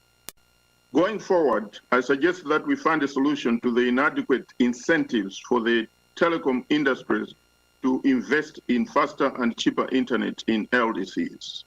As expressed by the High Representative of LDCs, public funding alone is not enough, as LDCs are poor. International support will be required to supplement our efforts. We will be pleased to continue this conversation, including in the context of the upcoming 5th UN Conference on LDCs. This conference gives all stakeholders in this discussion an opportunity to contribute. It is ironical that the cost of connectivity in LDCs is by far more expensive than in developed countries. All our efforts will only be meaningful in LDCs if access is increased, infrastructure and security is enhanced, and cost of connectivity is reduced. Let us all work towards arresting the ever-growing digital divide and standing up to our mantra of leaving no one behind. I thank you for your attention. Thank you very much. Very insightful. And I think the impact we have to connect those most in need in LDCs is really the ultimate test of the validity of our roadmap, the ultimate measuring stick. So we hope to continue working very, very closely with you and the LDC group. And now, if I could hand the floor to another very distinguished ambassador here in New York, the head of delegation of the European Union to the United Nations, His Excellency Ambassador Olof Schwab. Thank you very much, Fabrizio, and dear colleagues. Good morning, or good afternoon, or good evening, depending on where you are. I have to say, it was. We know that the Secretary General has been leading the UN in a very, very effective way throughout this crisis, but it was somehow extra reassuring to see him speak to us from his own office this afternoon. I want to say that, speaking on behalf of the European Union, that we are very much behind the basic tenet behind this report, to protect the global good of the internet. And to do that by providing access to all, and also, if we can be helpful in providing a governance model that strikes the right balance between freedom of expression and respect for human rights, but also to protect from integrity breaches and exploitation, including of children. We do see the need for global cooperation just along the lines that the Secretary General has set out in this roadmap. I wanted to just spend 30 seconds to inform you about the fact that the European Union Commission yesterday took a joint communication on tackling the disinformation that has surrounded the COVID-19 pandemic. And the High Representative, Josep Borrell, said, that warriors wield keyboards rather than swords in this fight. We see how misinformation kills people and undermines democratic choices and societies.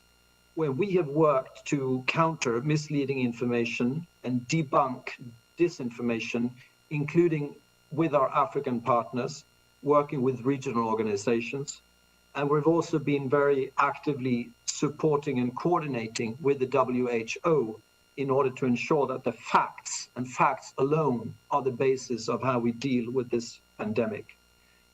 We're also going to step up monitoring of freedom of media and violations of freedom of expression now and moving forward.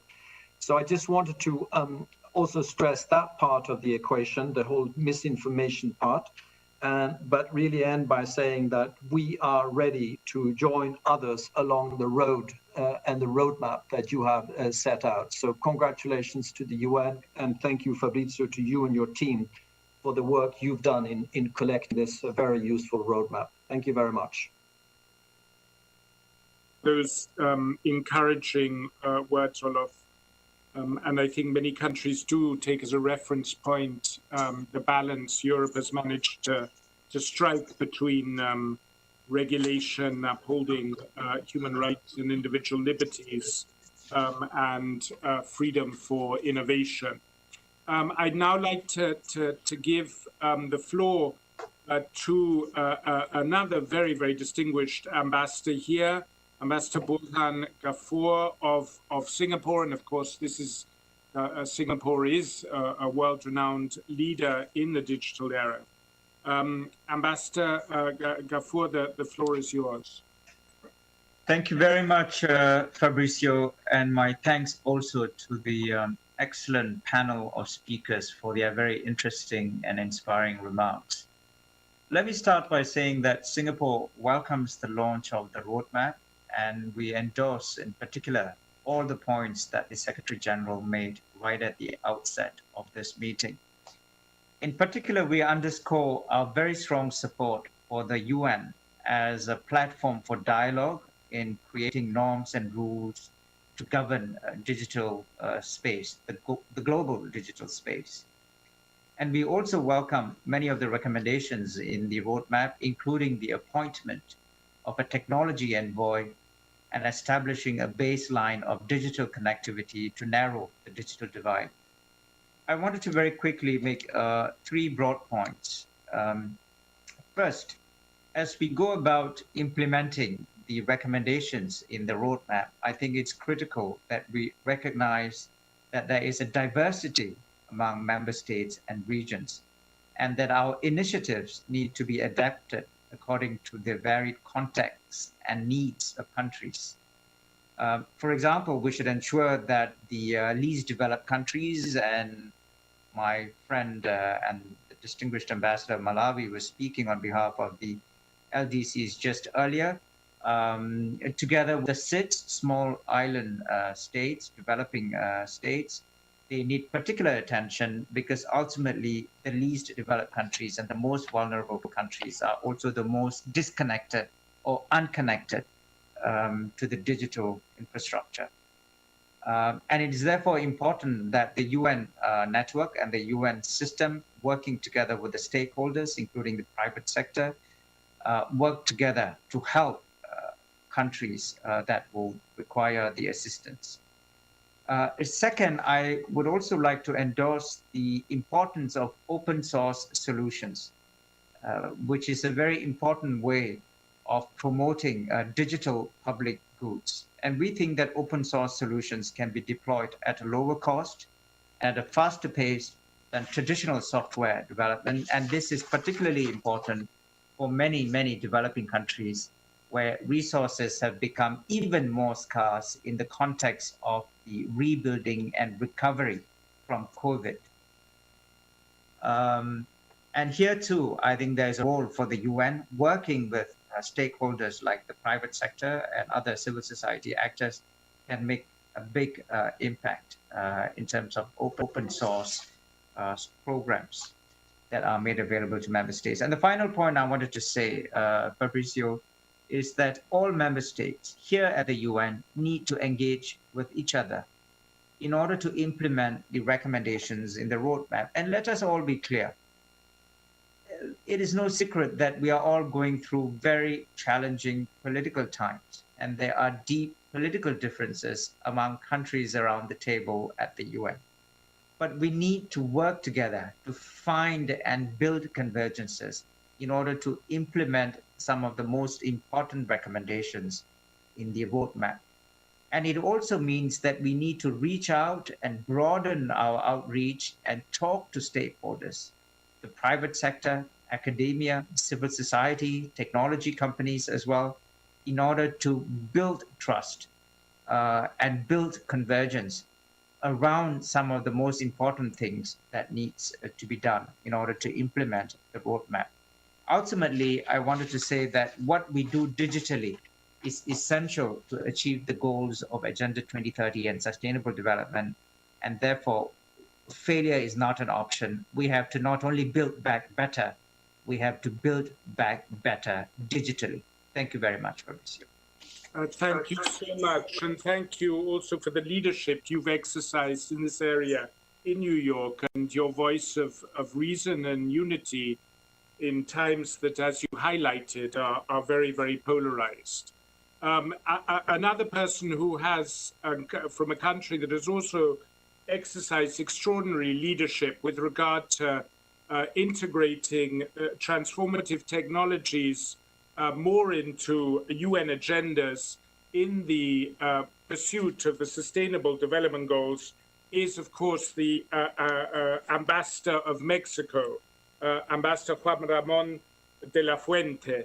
and who has also played a pivotal role in, together with Singapore and Finland, setting up the Friends of Digital Technology, who are key for the leadership here in New York in this area. So if I could hand the floor to you, Ambassador Juan Ramon. Thank you. Thank you very much, Fabrizio. Colleagues and friends, I trust you're all safe and well. Let me start by congratulating the Secretary General for launching the roadmap on digital cooperation. It provides continuity and projects to the future the topic of exponential technological change that Mexico introduced in the work of the General Assembly in 2018. In our perspective, this document brings not only a new approach and a wider scope to the UN, but above all, it provides a renewed commitment to improve people's lives through technologies. And I'm referring basically to those peoples that we urgently need to reach and who no longer are to be left behind because they lack affordable and meaningful connectivity. The figures contained in the roadmap are disturbing, particularly as one figures how essential digital technologies have become during the COVID-19 pandemic, as it has been said this afternoon. In developed countries, close to 90% of people uses the internet routinely. In contrast, in the least developing countries, less than 20% have access to it. We can no longer accept these gaps. Universal connectivity has become an imperative. We applaud the inclusion of migrants as part of the vulnerable groups that we need to reach. There's no basis to question the contribution they make to the countries where they live and the contributions they can make on our digital economies. We welcome as well the appointment of a technology envoy and also the mapping exercises within the UN system. We trust that these initiatives will bring us closer to the more systemic approach we're yet to see at the UN in this subject. In sum, we commend the presentation of the Secretary General's roadmap on digital cooperation. We support the approach of including relevant stakeholders because in the end, we all know there are limits to what governments can do by themselves. And this is a very good example. We also renew our commitment to strengthen the UN leadership role in this topic as we're talking about tools for a more inclusive development. Thank you very much. Thank you so much, Ambassador, and thank you for your continued leadership and support in this area. I'd now like to give the floor to the Deputy Secretary General of the UN UNCTAD, my colleague Isabelle Durand. Isabelle, the floor is yours. Thank you, Chair. Thank you. Do you hear me?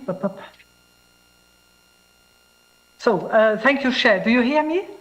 Yes, loud and clear. Please go ahead. Okay, so most likely the critical role of digital technologies the last few months has and will have lasting effects. People and organizations will rely on digital solutions more than ever before. But as said with all previous speeches, not all benefit equally. And as a UN organization dedicated to trade and socioeconomic aspects for development, I would like to share with you two figures illustrating the magnitude of the gap in this field. The first figure is about the economic value and benefit of digital economy. 90% is concentrated in China and US, and 10% for the rest of the world. It shows the magnitude of the gap. And the second figure is the increasing of gain of one of the biggest platforms, Amazon, $36 billion the last 11 weeks during the confinement. In addition to this economic gap, the different levels of digital readiness underline the need for new policies and regulation. The need for effective digital cooperation has never been greater. And in the interest of making effective use of limited resources, avoiding duplication and enabling the scaling up of efforts in this area, it is crucial to make full use of existing mechanisms and platforms. UNCTAD offers a helping hand for digital cooperation.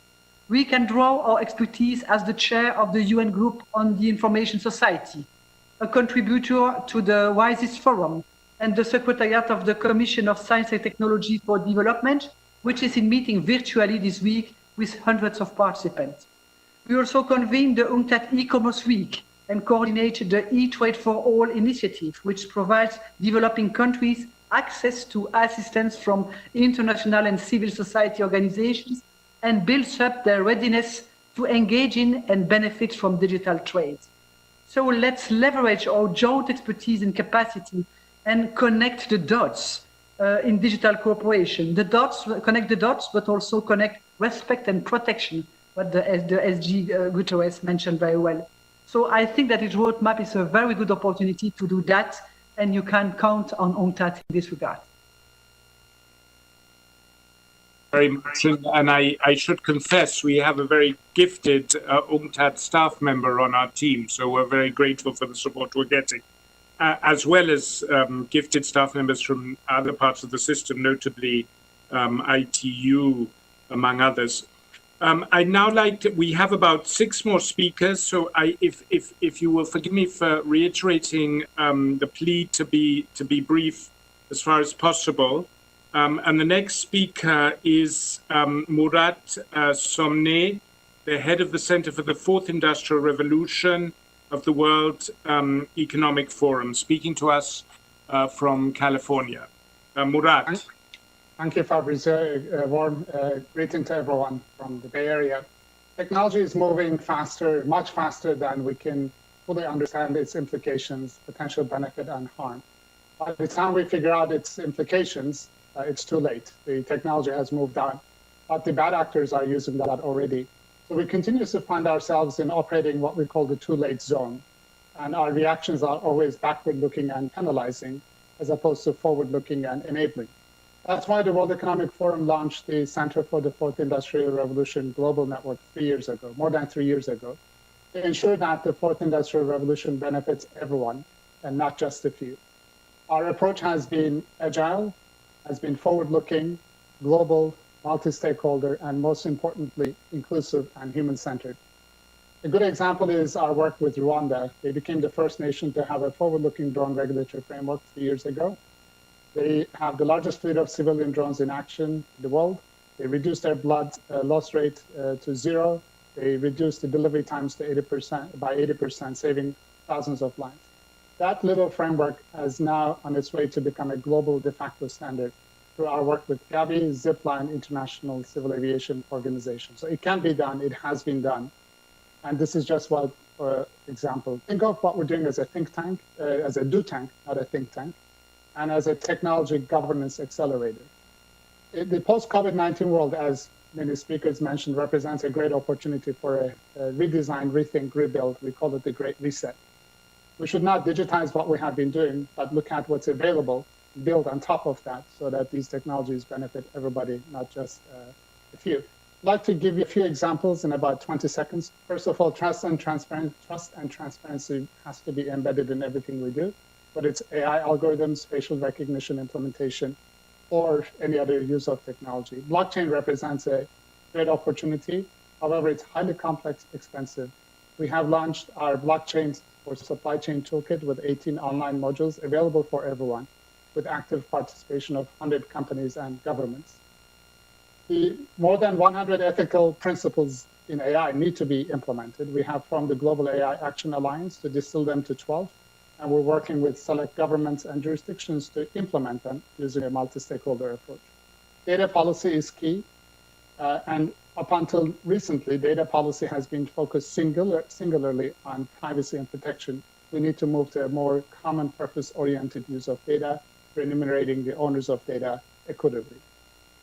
The forum welcomes the roadmap's emphasis on all these points, and we look forward to our contribution to become a global amplifier and accelerator. And finally, I would recommend that we do not focus on unanimous consent, which will be politically very hard to achieve in today's world, but focus on interoperability, which we have seen many countries, emerging and large economies, to be willing to work.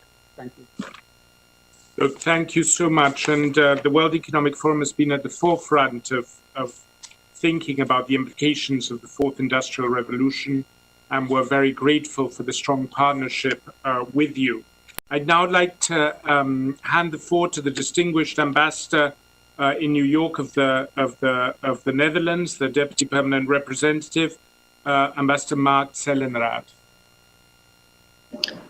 Thank you, Fabrizio, and thanks also to your team for this launch and this excellent event. And thank you also to the Secretary General for sharing his vision on the launch of the roadmap. And I'll have to be frank with you, when I saw him speaking about the cyber domain, it gave me a bit of a flashback to January of this year, and that almost seems like a lifetime ago. But then he spoke about 2020 and about the challenges that lay ahead for this year, and he called them the four horsemen in our midst. And one of those horsemen was taming the wild west of cyberspace.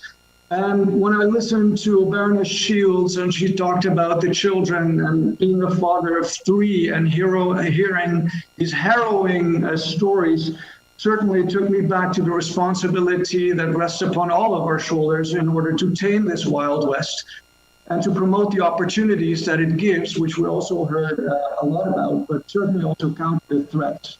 And you can rest assured that my country, the Netherlands, will stand next to you to extend the international rule-based order into cyberspace, and also where human rights are as real and as valid as they are in the physical world. And where we will strengthen the digital cooperation and shape this shared future, this shared vision that you talked about in digital trust and security, of which we are a champion. And we welcome your approach and your inclusive method in which you are doing this, Fabrizio. Let me just highlight 3 points that we think are important in the way ahead.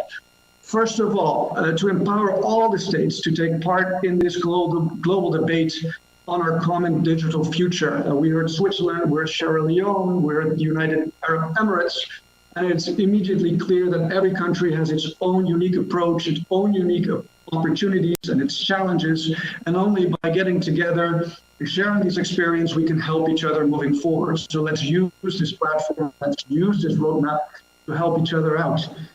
Secondly, we need this alliance, we need this global roadmap as well to combine and connect the public and the private sector together.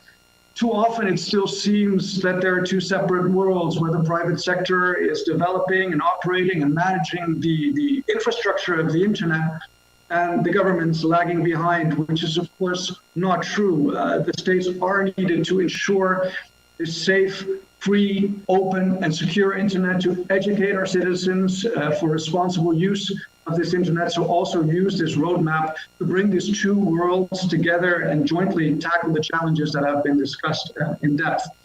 Thirdly and lastly, it's the 75th birthday of the United Nations. The charter certainly wasn't developed with Zoom in mind, but here we are.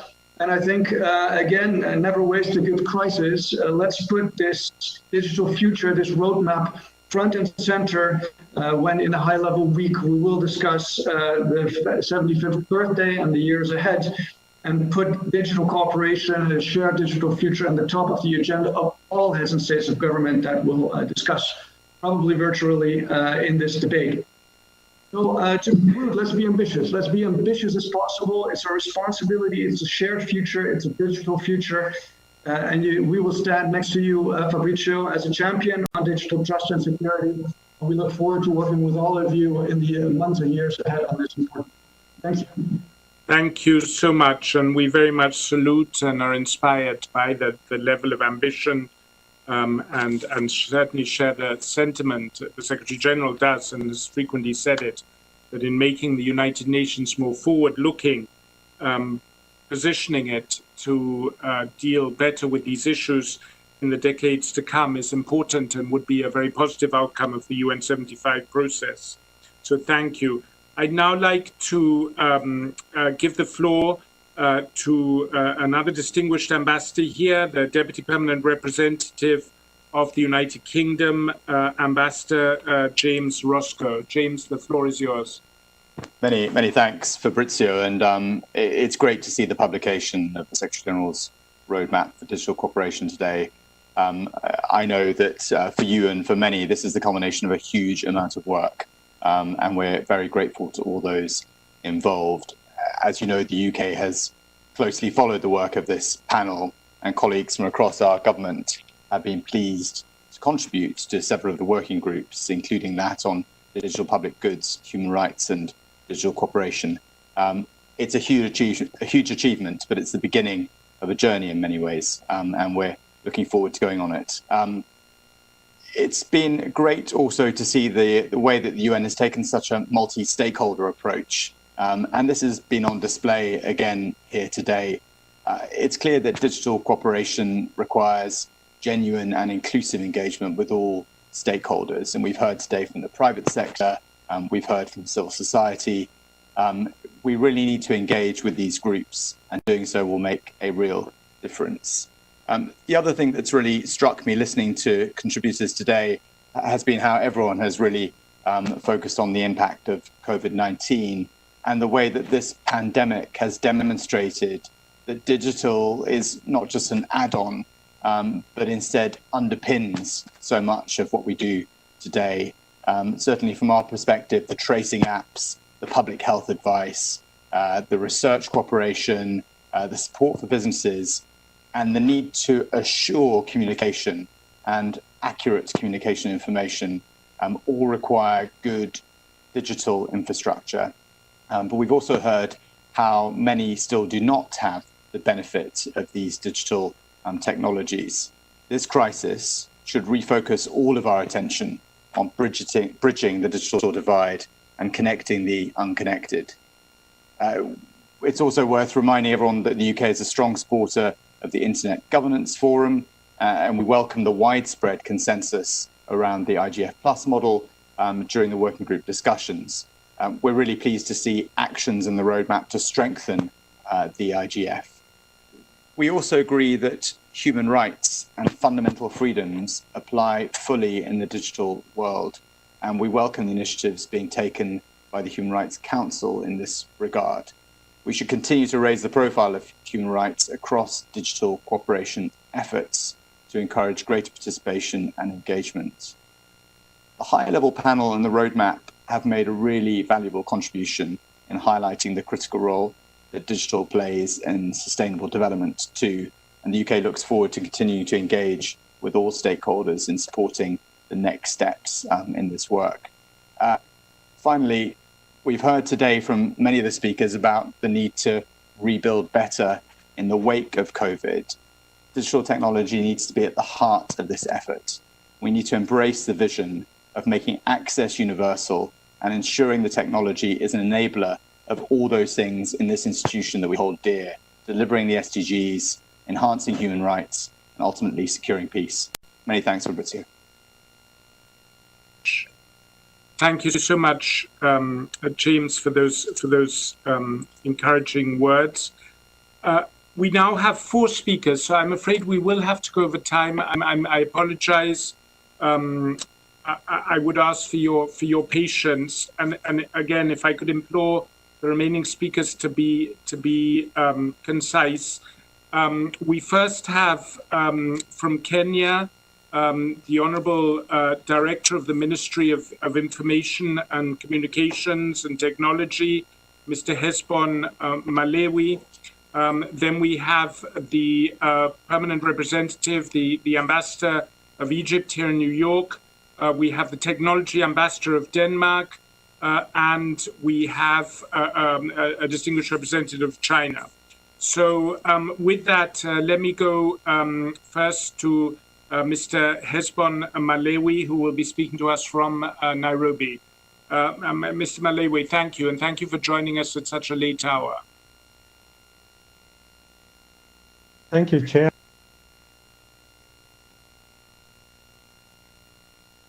Thank you, Chair.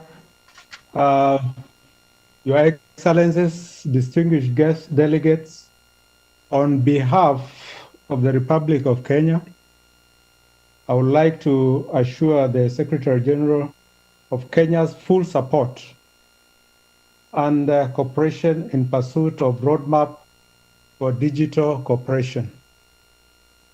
We are all aware that the internet reaches billions of people world over, including Africa, and whereas this is desirable, it also has its own inherent technology challenges, and especially coping with new technologies and services continue to emerge, thereby creating new possibilities in the digital world. This is quickly redefining new business models, a situation that could not have been predicted a generation ago. To growth, Kenya is projecting on digital transformation in the economic sector. Consequently, Kenya has identified 5 key pillars towards attaining digital economy. Secretary General, sir, this is only possible if there exists digital cooperation internationally and with all the stakeholders. This will ensure fair rules and regulations for the benefit of all across the digital divide. This is possible when open debates and regular reviews to ensure emerging issues are taken into account. Lastly, we see that COVID-19 has changed the lifestyle world over, with more turning to technology to mitigate on emerging challenges. Digital technology is now on the increase for school learning, telemedicine, business, and communication apps. This, more than anything else, reminds us how we are dependent on technology and hence the need for digital cooperation world over. Thank you so much, sir. And of course, we're all very aware that much of the world can learn a great deal from what Kenya has achieved with regard to especially the digital economy, digital related jobs. So we very much welcome your active support to our efforts and your guidance along the way. I'd now like to turn, I hope this will work, to the His Excellency, the Permanent Representative of Egypt. Sir, are you with us? Ambassador? Well, we might try and come back to Egypt, but I think we'll now turn to the technology ambassador. And Denmark, of course, pioneered what has now become increasingly frequent, these ambassadors to the digital realm. And Denmark is already on their second, I think. Ambassador Michael Ickman, who, if I'm not mistaken, is talking to us from San Francisco. Ambassador, over to you. Thank you very much, Fabrizio. I delivered Denmark's general remarks and welcomed the roadmap a little bit earlier today. So let me just zoom in on one question, which is particularly important to Denmark in this work. And that's, of course, the question around how do we safeguard human rights in the midst of the digital transformation that have been put on steroids by COVID-19 as well. We really appreciate the way you handle this in the roadmap and in this work. And we see in particular 3 important elements in this. One is the question about digital inclusion and closing the digital divide. Leaving no one behind is also key when we talk about digitalization. COVID-19 has underlined that the world is moving potentially into an A or a B team in the digital sphere. And this is not only about connectivity, though that's a critical question, of course. This is also about skills, education, inclusion of women, girls, and young people around the world in the opportunities of digitalization. The second question, which is equally important, is that unfortunately we're seeing a rise of digital authoritarianism. At least that's what civil society has framed it around the world. In fact, we've seen global internet freedom decline 9 years in a row. And this is also a question of, as the next 4 billion internet users come online, what kind of internet will we experience collectively? Is it one that is free, open, and secure and trustworthy, or is it something completely different?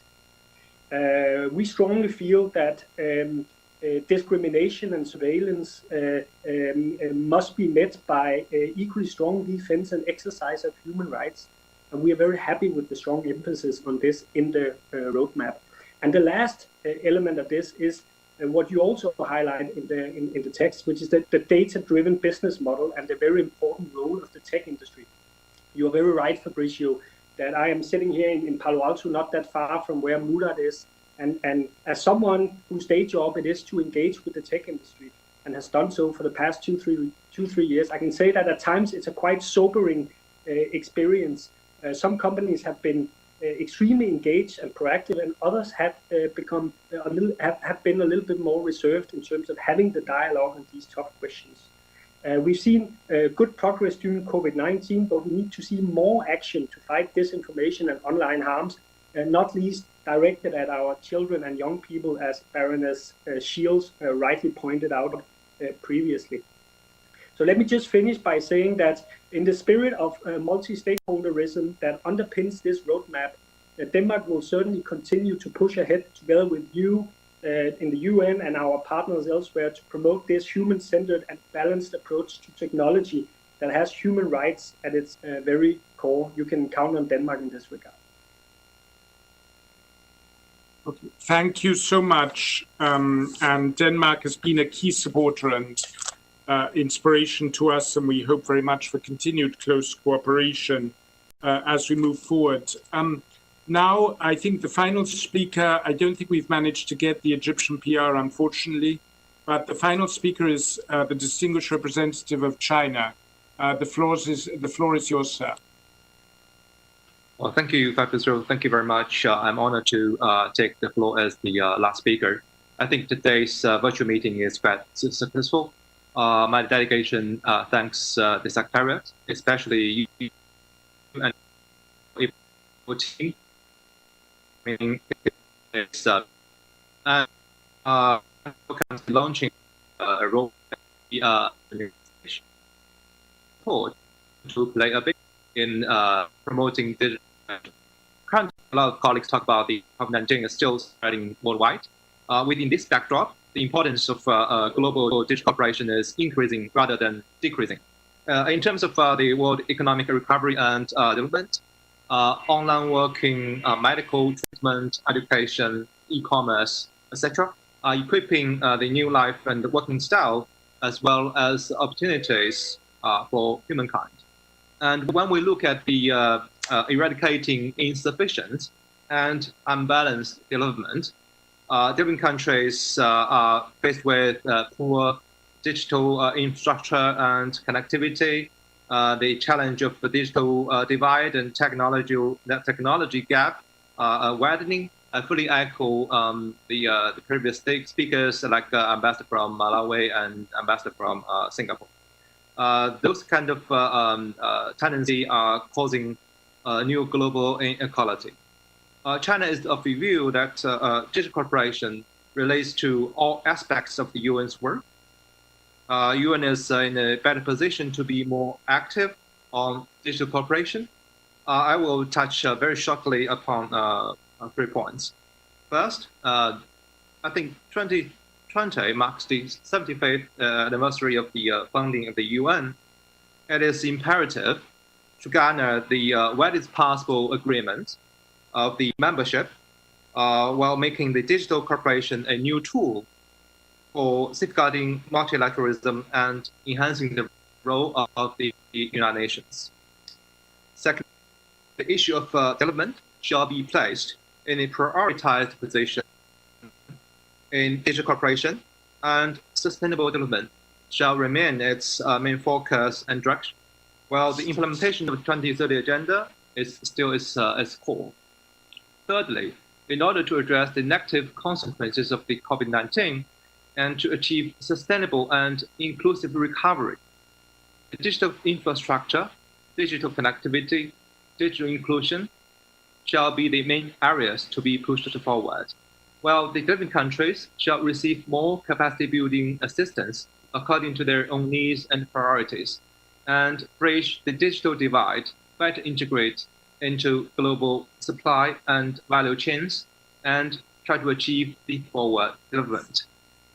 We are looking forward to working together with the other member states in the spirit of building a shared future for humankind, conducting in-depth discussions on the contents and specific suggestions of the roadmap through the platform such as Group of Friends on Digital Cooperation, so that concrete and positive outcomes can be achieved in the future. With that, thank you very much, Fabrizio.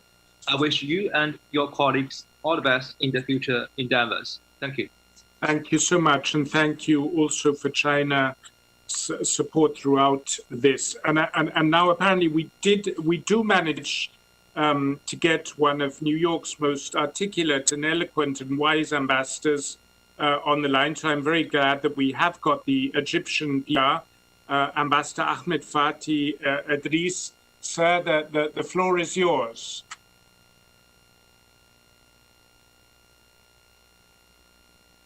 Maybe I spoke too hastily in hope.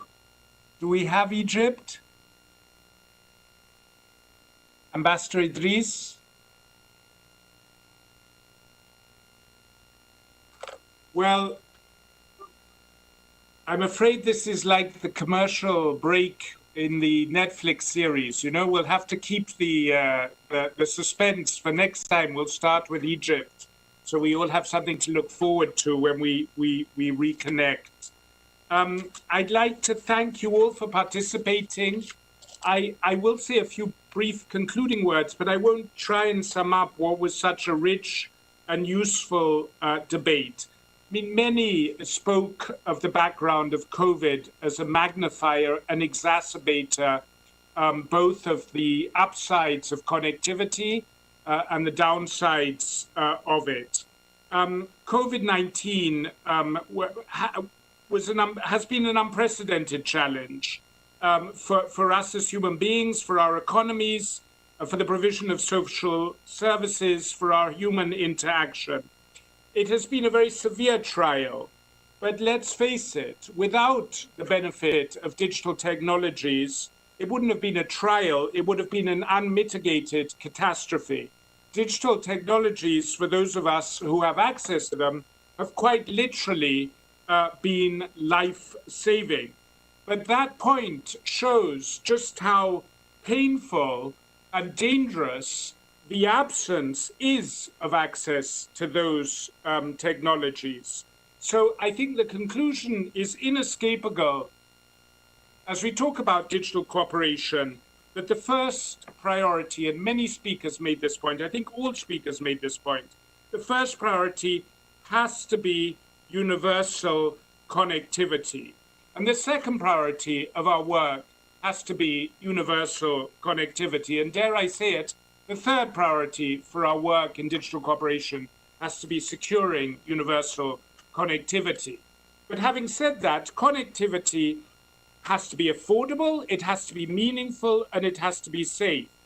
Digital technology has played a huge role in helping governments take safer measures to respond to the virus, in helping countries cooperate on cures and solutions and vaccines across borders, in promoting public health messages, in securing education, etc.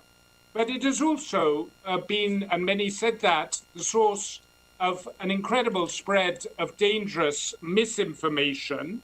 The point was also made against the context of what we're seeing in many parts of the world, that digital technology has been used creatively to promote action against racism. But let's face it, digital technologies have also been used very effectively to promote xenophobia, racism, and hate speech at the same time.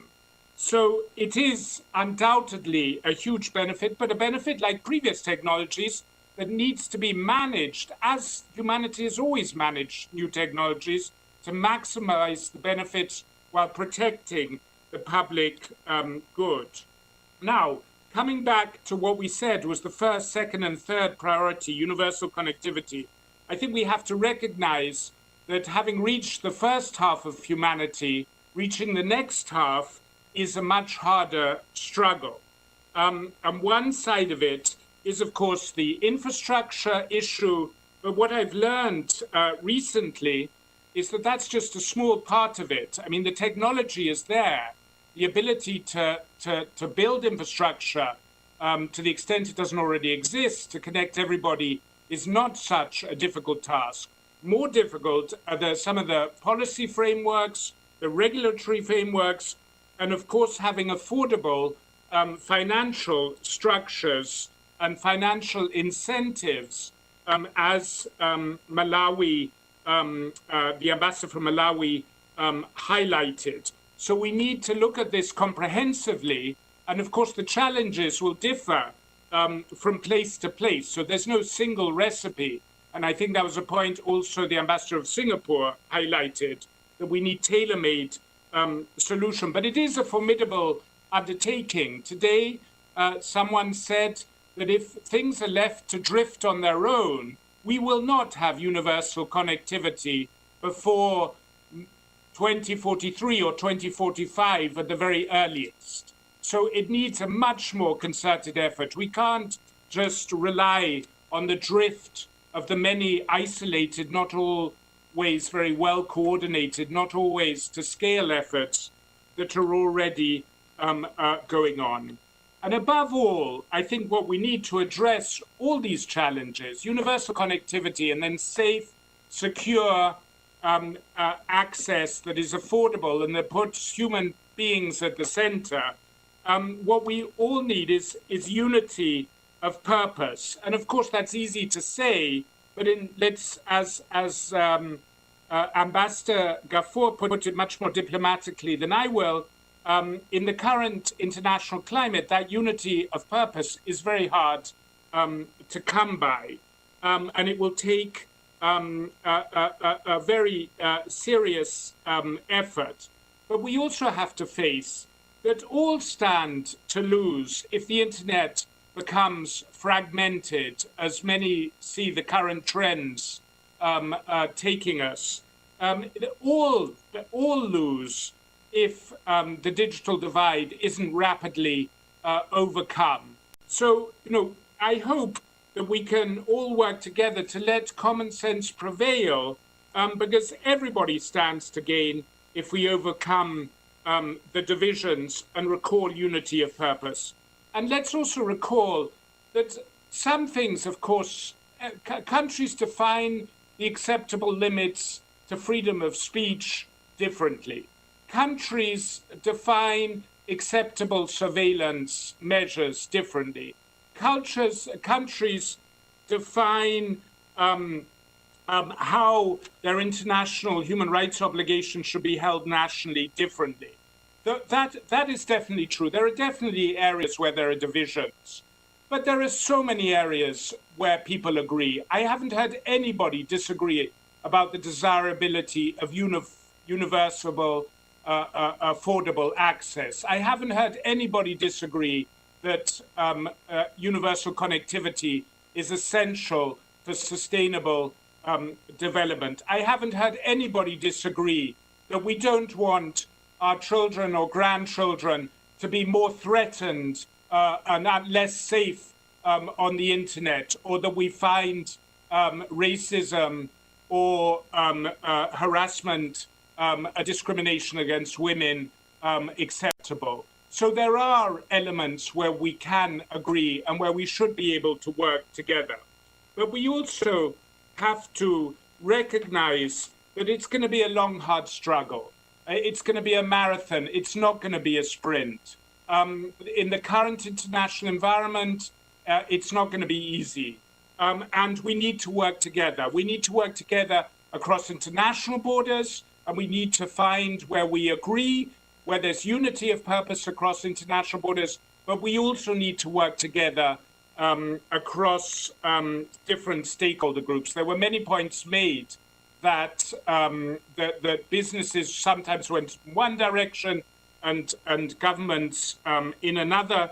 But I think we heard from the interventions today, if we hadn't said who was speaking and everybody had been asked just to guess from the content of their remarks who was talking at any one point, apart from the fact that business leaders tend to be more gifted at being concise than UN officials like myself, I don't think it would have always been easy to tell who was speaking for which community. So there is a unity of purpose, and we need to build on that. So we hope very much we can continue working together on this long marathon, but a marathon that I think, if anyone is worth running, this one is.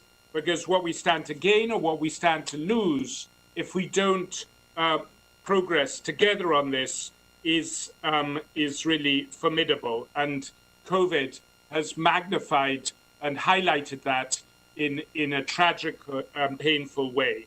I would, before I shut, just like to say that we will be going into much more detail on individual recommendations in events that we're going to stage with many of the champions that helped us out in this exercise on Friday, that's tomorrow, if I'm not mistaken, and on Monday. And we'd welcome you joining us for that.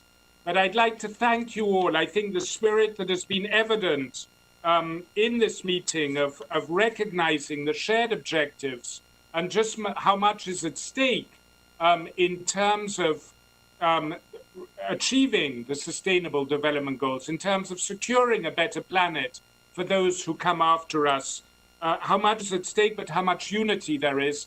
And I hope, building on that, we can really make a difference together, a difference that those who come after us will thank us for. So thank you so much, and I hope you all stay safe and stay connected, and thank you so much for all joining us. So with all good wishes and a very big thank you.